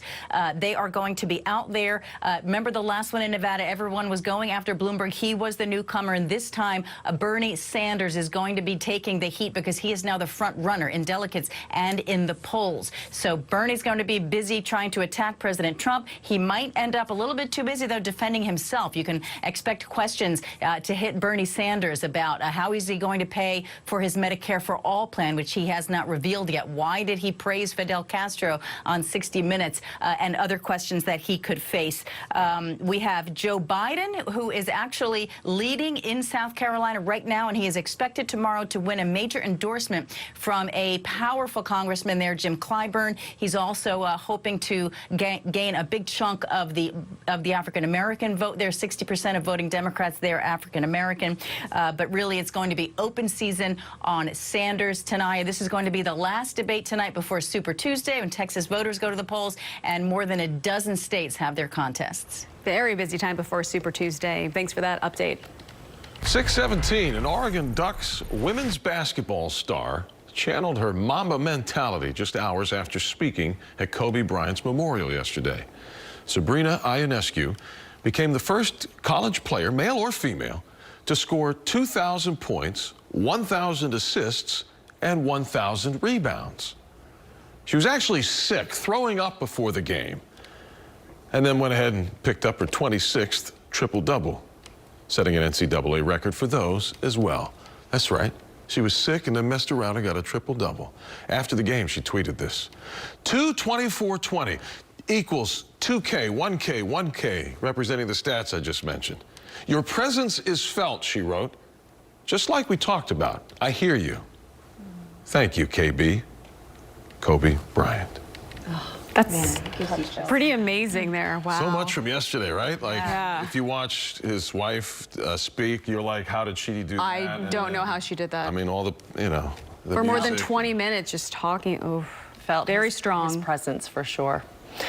Checking on traffic, we have a nice morning. You know, things have popped up here and there, but nothing compared to yesterday, those slick roads. So I'm thankful for the dry roads out there this morning. Having rain out of the forecast is a huge help. Today's going to be a really nice Tuesday. We're waking up a little cool, so sweater's a good idea. This afternoon, though, a perfect afternoon to take your family out to the park. I know many of you had kids that missed outdoor recess yesterday.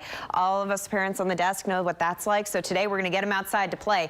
Meanwhile, big day in Galveston. It's very quiet right now on the Strand, but it's going to be quite the place later tonight. Temperatures right now in Galveston, 59 degrees. You're going to top off around 70 degrees this afternoon. And right now, our 40s and 50s here in town are going to lead to a really nice lunch hour in the 60s. Topping off at 74 degrees. Notice that after sunset, we start to cool things off. We have a cold front that is arriving later this evening. It is not going to bring us rain, but it is going to bring back winter temperatures and in a huge way. It is going to be windy and cold by tomorrow morning. Our temperatures right now warmer than what they will be for our afternoon highs tomorrow. Again, we're going to have wind on top of it, so it's going to cut right through you. Temperatures in the 40s tomorrow morning will feel like the 30s when you factor in the wind. It's going to be a little chilly through Friday morning, but the good news is by the time we get to the weekend, that ridge of high pressure moves off to our east, pumps in that south breeze, and we warm things up. So the weekend, as we head into rodeo, looking pretty good.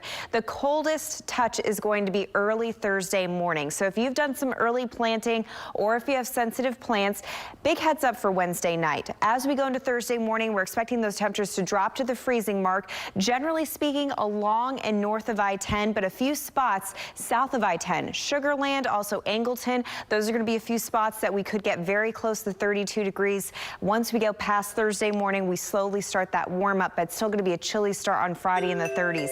Here's a full look at that 10-day forecast. We're going from spring today to winter for a couple days, right back to spring. 70s moving in, and we do have Dynamo for their home opener on Saturday. Over to you, Sophia. A little bit of a roller coaster there. I do just want to take a moment to thank our drivers, because this is looking good so far this morning. We appreciate you and taking it slow out there and being kind to one another. All right, we've got one incident to tell you about. This is the Gulf Freeway, Bay Area Boulevard. We've got a two-car crash there. All main lanes up here. This is all main lanes northbound are still blocked.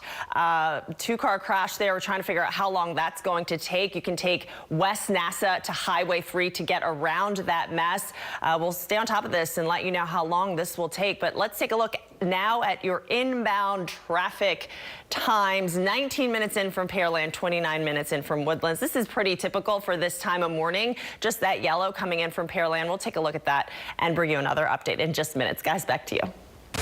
We want to get to some breaking news right now from LBJ Hospital, where we're told there's a lot of police activity. We're told one man is dead, another injured after a shooting. Police tell us that both people arrived at LBJ Hospital right along the North Loop at about 4:30 this morning in a truck that was just riddled with bullet holes. Now, again, one man died. The other is currently in surgery. Police are now trying to figure out where this shooting happened. We do have a crew on the way to the scene, and we'll bring you a live update as soon as we can. Coronavirus concerns taking their toll. Yeah, stocks plummeted yesterday. Maribel's checking in live from New York. We'll find out what the day ahead might hold. Good morning. Good morning. Investors are scrambling to gauge the impact of the outbreak on stocks. I'll tell you how trading is shaping up today after yesterday's big sell-off. That's headline from the NASDAQ market site in Times Square. Time right now is 6:24. There's a new king in town. Justin Bieber has passed Elvis as the youngest singer with 7 chart-topping albums. Elvis had 7 albums just before his 27th birthday, but the Biebs, well, he did it with his new album Changes, and he does not even turn 26 for another week. This morning, a lot of questions on Wall Street. What's the impact of coronavirus going to be to the bottom line? Let's check in with Maribel. She's live at the NASDAQ market site in Times Square. Good morning.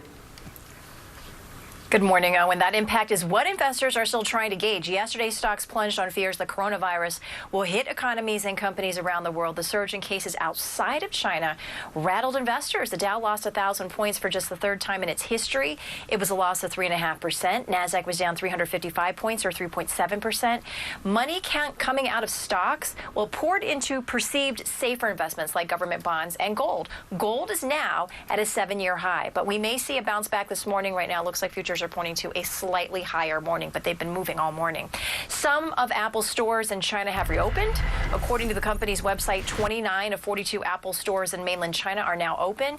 Earlier this month, Apple temporarily closed all of its stores and corporate offices in China out of caution due to the coronavirus. Many of the reopened locations are operating on a limited basis. Owen and tonight, I mean, the cases of the virus outside of China really startled investors. I mean, think about the tourism in Italy. Yeah, and as soon as you heard about Italy, that's when the numbers really started dropping. So, but I guess they see a buying opportunity for today. We'll see how it goes out there. Maribel, thanks. The Astros caught a tiger by the tail, so to speak, but didn't go over too well with the fans. Coming up, the rude welcome the Astros got when they faced the Tigers in their 2nd spring training game. Hey guys, if you're looking for a fitness class that's fun, this virtual reality cycling class might be for you. Coming up, I'll tell you who can take these classes, where they're available, and when. All right, talk about out of this world. Thank you, Haley. Time saver traffic now. We are doing good so far this morning. Just some incidents to tell you about, like this one. This is the Gulf Freeway northbound at El Dorado. All main lanes there are blocked. We'll try to get you around this and cut down your drive times coming up. And Sophia, what a difference to have dry roads this morning, but it's a little cool out there. Grab a light sweater. We are waking up in the 40s and 50s. A cold front is on the way. Get ready for a winter blast. I'll take a look at that forecast coming up. Live from KPRC, this is Channel 2 News Today. Breaking news right now, big mess out on the Gulf Freeway. Traffic's backing up with the northbound main lanes shut down. Sophia is tracking the situation and trying to help you get to work on time. Also developing this morning, hundreds forced out into the night as a fire sweeps through an apartment complex. What we know about it and how a firefighter is doing who was hurt on the job. Hundreds gathered to remember Lakers legend Kobe Bryant and his daughter Gianna. The Staples Center just moved to tears by his wife's very heartfelt eulogy. She would always tell me and show me how much she loved me. She was one of my very best friends. The city of Houston taking a moment to remember the Bryants as well. You can see the Montrose Bridges lit up in purple and gold. We'll have more from his memorial coming up. Well, flapjacks, hotcakes, pancakes, whatever you call them, you can get them free today. I'm consumer expert Amy Davis, where you can claim your short stack until 7 p.m. tonight. Ooh, sounds good to me. Good morning, everyone. 6:30 now on a Tuesday. I'm Tanaya Wright. I'm Owen Conflenti. Good morning. Sophia, boy, oh boy, what's going on Yeah, out lots there? going on. But pancakes, just really quickly, dinner for the kids, right? Free short stack. Like nice. That's what I'm Sold. again. Lots going on in the traffic department. This all main lanes, 45 shut down, so we have to get you guys around that. But we do have some alternate routes, and hopefully they clear that out soon. Good. Yeah, at least we have dry roads. That definitely helping out. But it's a cool start. You want to grab a light sweater. Tomorrow, you'll be trying to find every layer you have in your house. It's going to be cold tomorrow and very windy. Thankfully, this morning, it's chilly, but not bad. I mean, we're in the 40s and 50s right now. 48 degrees currently here in Houston.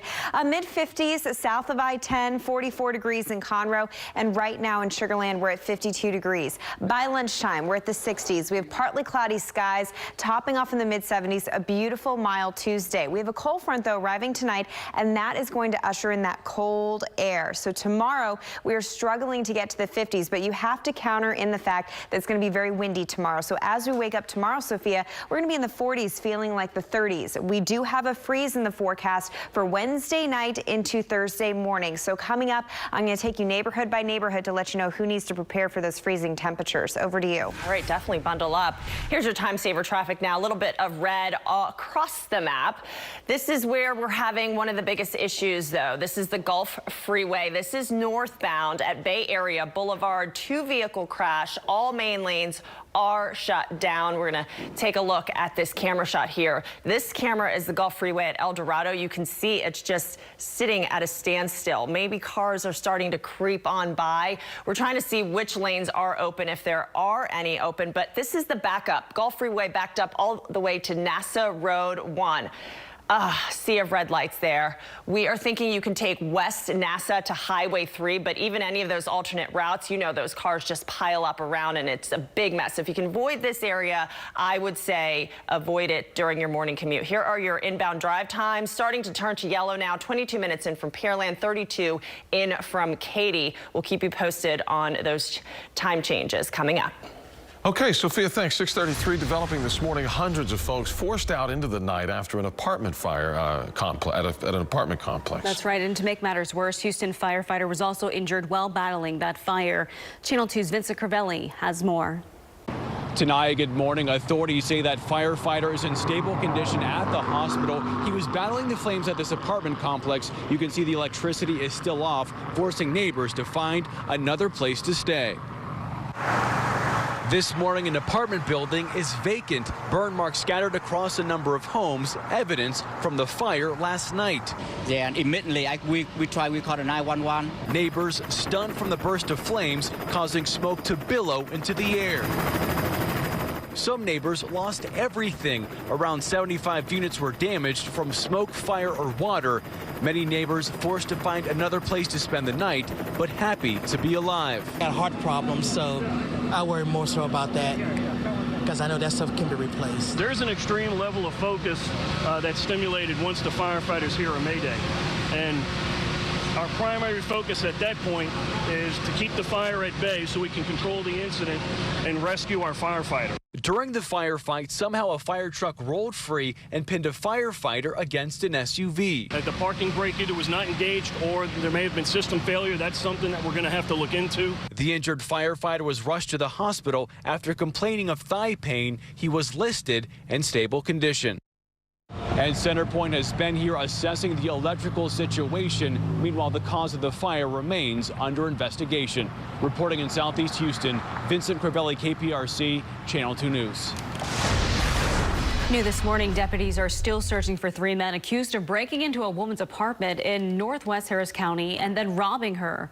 Investigators say that the men first knocked on that woman's door late last night at the Stonehaven Apartments along 290 near Little York. When she opened the door, we're told those men pushed their way inside, knocking her down. They got away with some of her belongings. We've got new details on a deadly wreck in Humble we've been following since 4:30 this morning. We now know the name of the man who died after crashing his car near an apartment complex.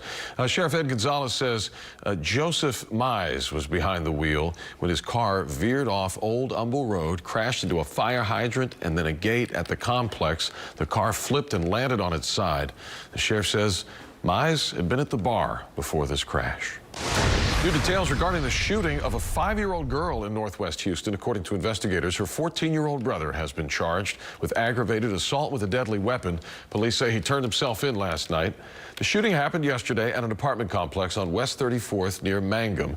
Police say the girl's mother woke up to a gunshot in the middle of the night and found her daughter shot. The mother claims she saw her son panic, pick up a gun that was on the living room floor, and run away. The girl is being treated at the hospital and is expected to survive. At 6:36, we're looking back at the memorial for Lakers legend Kobe Bryant and his daughter Gigi. The two were honored by family, friends, and fans yesterday at Staples Center, the house that Kobe built. Former teammates and stars all spoke about of course, the most heartbreaking eulogy was from his wife, the mother of his 3 children, who she says were his entire world. Kobe was the MVP of Girl Dads, or MVD. He never left the toilet seat up. He always told the girls how beautiful and smart they are. He taught them how to be brave and how to keep pushing forward when things get tough. There wasn't a dry eye in the building. Michael Jordan there, for one, who shed tears, Jimmy Kimmel.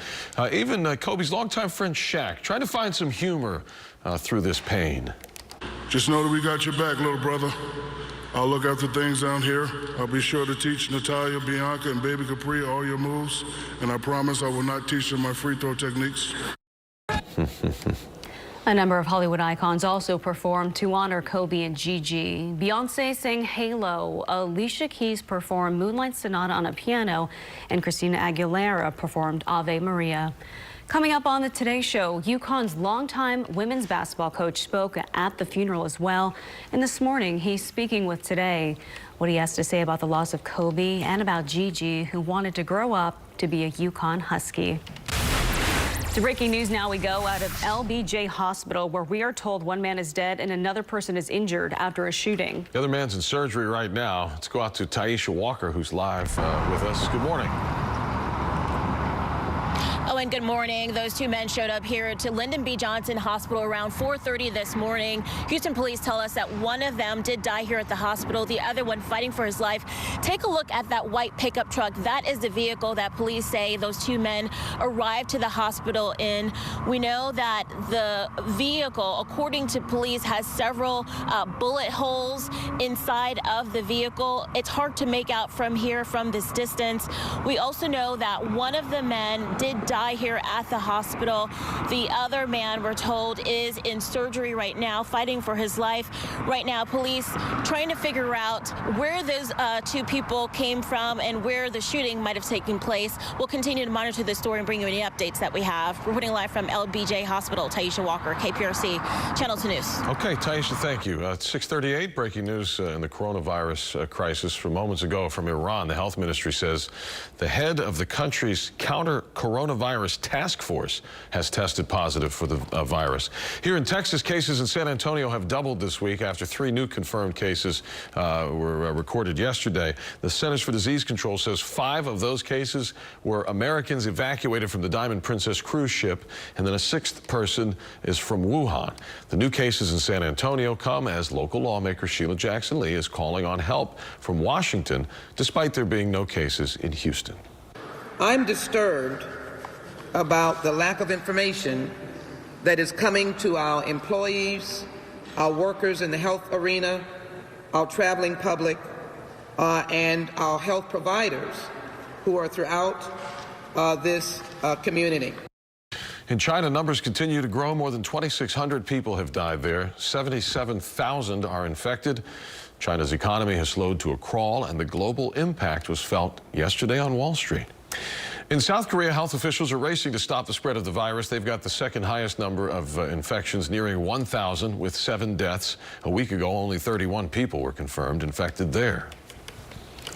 Time right now is 6:40. We're now a week away from one of the biggest days of Decision 2020. Super Tuesday goes down next Tuesday, and more than a third of the nation's delegates will be up for grabs. The top Democrats will take the stage tonight for a chance to win those voters over. But the 10th Democratic debate will feature not 1, but 2 billionaires this time. Democrat Tom Steyer has qualified for tonight's debate despite missing polling numbers for the Nevada debate. In a town hall meeting last night, he took a shot at frontrunner Bernie Sanders, saying that this race is not over.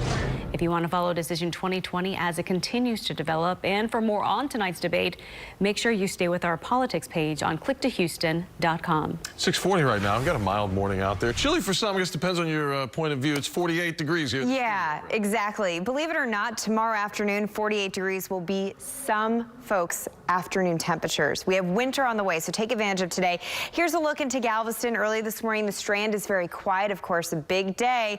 Temperatures right now are in the upper 50s, and it's going to be a great afternoon in Galveston. We'll top off around 70 degrees. Meanwhile, we're setting up for a gorgeous sunrise on our tower camera. This is a look at the Southwest Freeway. Temperatures are in the low 50s on the southwest side, and as we go into the afternoon, we're going to be topping off in the 70s. A really nice Tuesday afternoon. We do have a cold front arriving this evening. Sophia, that will usher in the winter air, so we'll talk about a windy and very chilly Wednesday coming up. Over to you. All right, it's busy in the Time Saver traffic department. Let's get right to this shot. This is the Gulf Freeway at El Dorado. We've got a 2-vehicle crash, all main lanes northbound here. Northbound are blocked. You could take Highway 3 or 528 to get around that. I want to show you the backup here. This is all the way back to NASA Road 1. Yeah, sea of red lights here, just all at a standstill. And one more shot. This actually just popped up. North Freeway at North Hardy Toll Road. We've got a 2-vehicle crash, the left shoulder here, and this is headed southbound. We will keep an eye on all of these incidents and bring you another update in the next few minutes, guys. The Astros' big guns have showed up for spring training, but they did not get the warmest welcome. Coming up, how some other teams' fans reacted when Altuve was up to bat. All right, so this bike might be stationary, but it definitely doesn't feel like that because I've been biking through other worlds all morning. Coming up next, I'll tell you where you can take a virtual reality class just like this one. All right, you know the old saying, we work to live, we don't live to work? Well, the chairman of one big company says his employees are living too much, not working enough. I'm consumer expert Amy Davis. What has happened as a result? And don't forget to follow us at clicktohouston.com for up-to-the-minute traffic updates. You can find out what's driving Houston so you can avoid any problems on your drive each morning. On today. Hey, it's 6:45 this morning. Let's get a look at your consumer headlines. You can get some free pancakes to get your morning started at IHOP today. It's National Pancake Day, and IHOP is serving up free short stacks of pancakes. They do hope you'll donate. All the donations go to the Children's Miracle Network and other charities, but IHOP is upping the ante this year with a Pancakes for Life sweepstakes. You can learn about it when you go in anytime today from 7 a.m. to 7 p.m. Nice. Online travel giant Expedia is cutting 3,000 jobs. Company leaders say they had a disappointing year last year, all while chasing growth in unhealthy ways for the brand. The company's chairman went as far as to blast employees in an earnings call, saying the company had become bloated and its employees were, quote, all life and no work. Wells Fargo is having to pony up big for that from the U.S. government. They've been fined $3 billion for the massive fake account scandal. The bank created millions of fake accounts, wrongfully collecting millions in fees and interest while hurting customers' credit ratings. Wells Fargo has also made a deal to avoid further prosecution by the feds as long as they abide by some strict rules for 3 years. All right, got to do what they say. 6:46. Yeah. Thank you, Amy. Turning to Astros spring training. Not a lot of love for the Stros. Well, from the fans who booed the team as they faced the Tigers yesterday. Alex Bregman, Jose Altuve, and the rest of the gang were focused on the game, which they won 11-1. Is that what you expected, though, pretty much, reaction? Yeah, I've gotten really nothing on that. Just happy to play the game with my teammates. Baseball is really hard to go out there and play. We need to be 100% focused while we're playing and execute the plays and get, feel better because we have a season that we really need to play good. Got the Marlins today for a noon game in West Palm Beach. Nice. Time right now is 6:47. You're Lenny was like, shrinking over there. You're too high. I had to come down to earth. Welcome down to our level here. Thank you. You've had quite the morning. Busy morning. Yep, they're still popping up. We're talking North Freeway now. We've got main lanes there closed, shut down. Don't know when they will reopen. We're trying to figure that out. So it's been busy. Oh, and that's without rain. Without the rain. We don't have rain, though, and today's going to be a really great Tuesday. That's a live look over downtown. The sun is coming up, and right now we're in the 40s and 50s, so just grab a light jacket and you're good to go. Meanwhile, this afternoon, we're going to have a nice warm-up. 48 degrees right now in Houston is going to warm up to the 70s here in Houston. Here's a look at your forecast for today. 74 degrees here in town. Later tonight, we have a cold front arriving. That is going to bring back that winter air for Wednesday. It's going to get cold. Meanwhile, if you're taking advantage of the beautiful weather today, keep in mind that we are in the thick of spring allergy season. Very high level for tree pollen. That is the issue, is the tree pollen. Meanwhile, on satellite and radar, we're not looking bad. We do have that cold front that's arriving later today, and that will allow that northwest wind to really build in. So tomorrow we're waking up in the 40s with the strong wind. It will feel like the 30s. It is going to be a cold and brisk Wednesday. Afternoon temperatures staying in the 50s. And then as we head into early Thursday morning, we have freezing temperatures. The good news is this is just a 2-day cold blast, less than 48 hours when you look at it, because we have a weekend warm up on the way. That ridge of high pressure moves off to the east, bringing back our south breeze, and we're looking really good on Saturday and Sunday. For the first week in a rodeo, we have temperatures going back to the 70s. This is going to be a little bit of a roller coaster ride. The down point Thursday morning. We do have the freeze line outlined in blue, so everyone along and north of I-10, the best shot of seeing several hours of temperatures between 29 and 32 degrees. So again, this is a light freeze, an issue for vegetation. Otherwise, we're looking good. Meanwhile, south of that point, we can still see a few spots like Sugar Land and Angleton where it's going to be very close. So if you do have sensitive plants, I would recommend covering them up. Meanwhile, look at that warm up, Sophia. It's going to be great. Saturday and Sunday, we're in the 70s. I like the warm up. All right. Traffic has been a little bit busy this morning. We've got some red on the map. Let's get right to it. This is the North Freeway at north of the Hardy Toll Road. You can see flashing vehicles here. This is southbound, 2-car crash. The left shoulder is affected. Cars having to go around it and sneaking on by. You know that there's going to be a backup there. We're going to give you an alternate route on our next hit. But this is the Gulf Freeway at El Dorado. We're dealing with 2-vehicle crash there. You see the flashing lights in the distance. All main lanes northbound are blocked. This is the backup all the way to NASA Road 1. It's still crawling. You can take Highway 3 or 528 to get out of that mess.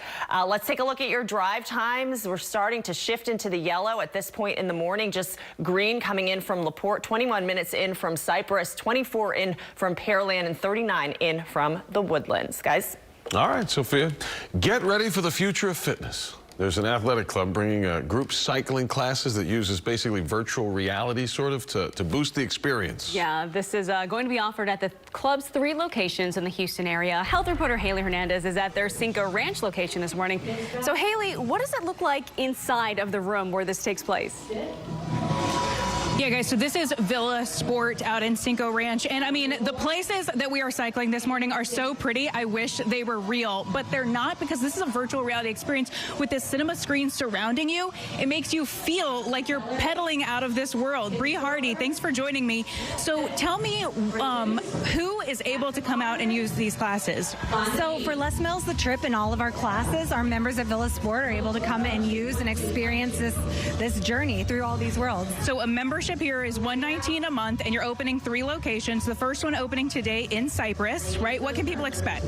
So the ones launching in Cyprus today, the Woodlands and the Cyprus are already established Villa Sports, and they are just launching the Les Mills, the trip program today in Cyprus, and then March 22nd will be the Woodlands. We will launch our first full class on March 5th at our grand opening. It's so fun. Like, do people ever get dizzy doing this? They can. You know, the visuals and the effect and the sound, it's synchronized, but sometimes it can cause a little bit of dizziness, but they say by the 3rd or 4th time through, you really get used to it. And we're hearing the woos because it feels like you guys are like really going up and down, right? Oh yeah, no, definitely does. Is it a fun workout? So fun. Love it. Nice. All right, guys, so I am live in Cinco Ranch. As you heard, the one in Cyprus is already open, and you guys are having an open house. Can people come out this weekend and take a look at these? Absolutely. So this weekend, Saturday and Sunday, February 29th and March 1st, we are open from 10 to 4, and we have the opportunity to give our members and prospects, community, to give them the chance to use in our cycle room and experience the classes. Yeah, come out and see if you'd like it for yourself. I've got a lot more on my Facebook page, too, if you guys want to go take a look at it there. For now, I'm reporting live in Cinco Ranch. I'm Haley Hernandez, KPRC, Channel 2 News. All right. Haley, imagine if the room went with the... That's what I was thinking. If the bikes that's moved, the next level. and Pretty cool, though. All right, Haley, thank you. Appreciate it. Final check of traffic and weather as we head out. There's a wreck on 59, the East Tex. We're back after this. Breaking news this morning from LBJ Hospital. Police say a man is dead and another is hurt in a shooting. Yeah, they both showed up at the hospital. The other man's in surgery right now. Let's go back out to our Taisha Walker with the latest information. Good morning. Oh, and good morning. Investigators are checking out that white pickup truck that those two men showed up here at the hospital in at around 4:30 this morning. Houston police telling us that that vehicle is riddled with bullets. We know that one man has died of his injuries. The other is currently in the hospital under surgery, undergoing surgery right now. Right now, investigators simultaneously trying to figure out where that vehicle came from and if they can try to piece together the location of that shooting. Reporting live from LBJ Hospital, Taisha Walker, KPRC, Channel 2 News. The breaking news Sophia has been following for about the last half hour. Lanes shut down in Webster on the Gulf Freeway. Vincent Crivelli is at the scene live. We just learned someone sadly died. They were hit by a car. What's the story, Vincent? Oh, and Tanaya, good morning. We literally just arrived on scene. Take a look at what's going on. As you mentioned, all the lanes on northbound I-45 are blocked off because of the accident. And as Sophia said, traffic is backing up for miles, causing massive delays for drivers. DPS troopers and Webster police are on scene. This is what we know. Authorities report around 6 o'clock this morning, at least one vehicle struck a pedestrian. Webster police confirmed they're working the scene near Bay Area Boulevard and northbound I-45. Now, some relief for drivers. My photographer just informed me that it appears 2 lanes have opened up on northbound I-45, but again, we haven't got that confirmed from authorities. We're still working to get a lot of information. I'll be sure to give you guys the latest as I get it. For now, reporting live, Vincent Crivelli, KPRC, Channel 2 News. All right, Vincent, thank you for that update. We're going to get right to a different shot here. This just popped up moments ago. The East Tex Freeway at Liberty. This is northbound. The left shoulder, left and center lanes are blocked. You can see the vehicle in the middle there. They're trying to clear that out. That's a 3-car crash. North Freeway now, southbound at the Hardy Toll Road. Yeah, here's another incident. 2-car crash. Left shoulder is blocked in that area. And the area where Vincent was just talking about, Gulf Freeway at El Dorado, backed up, but we do know that 2 lanes have just reopened. Here are your drive times really quickly. Yellow, yellow, yellow, only 1 green, 14 minutes in from LaPorte. Good luck out there, guys. Thankfully, we do have dry roads. It's going to be a great day, topping off in the 70s. Winter arrives tomorrow. It's going to be cold and windy, so soak in today and enjoy it. And it's chocolate-covered peanuts day. Oh, wow. And pancakes.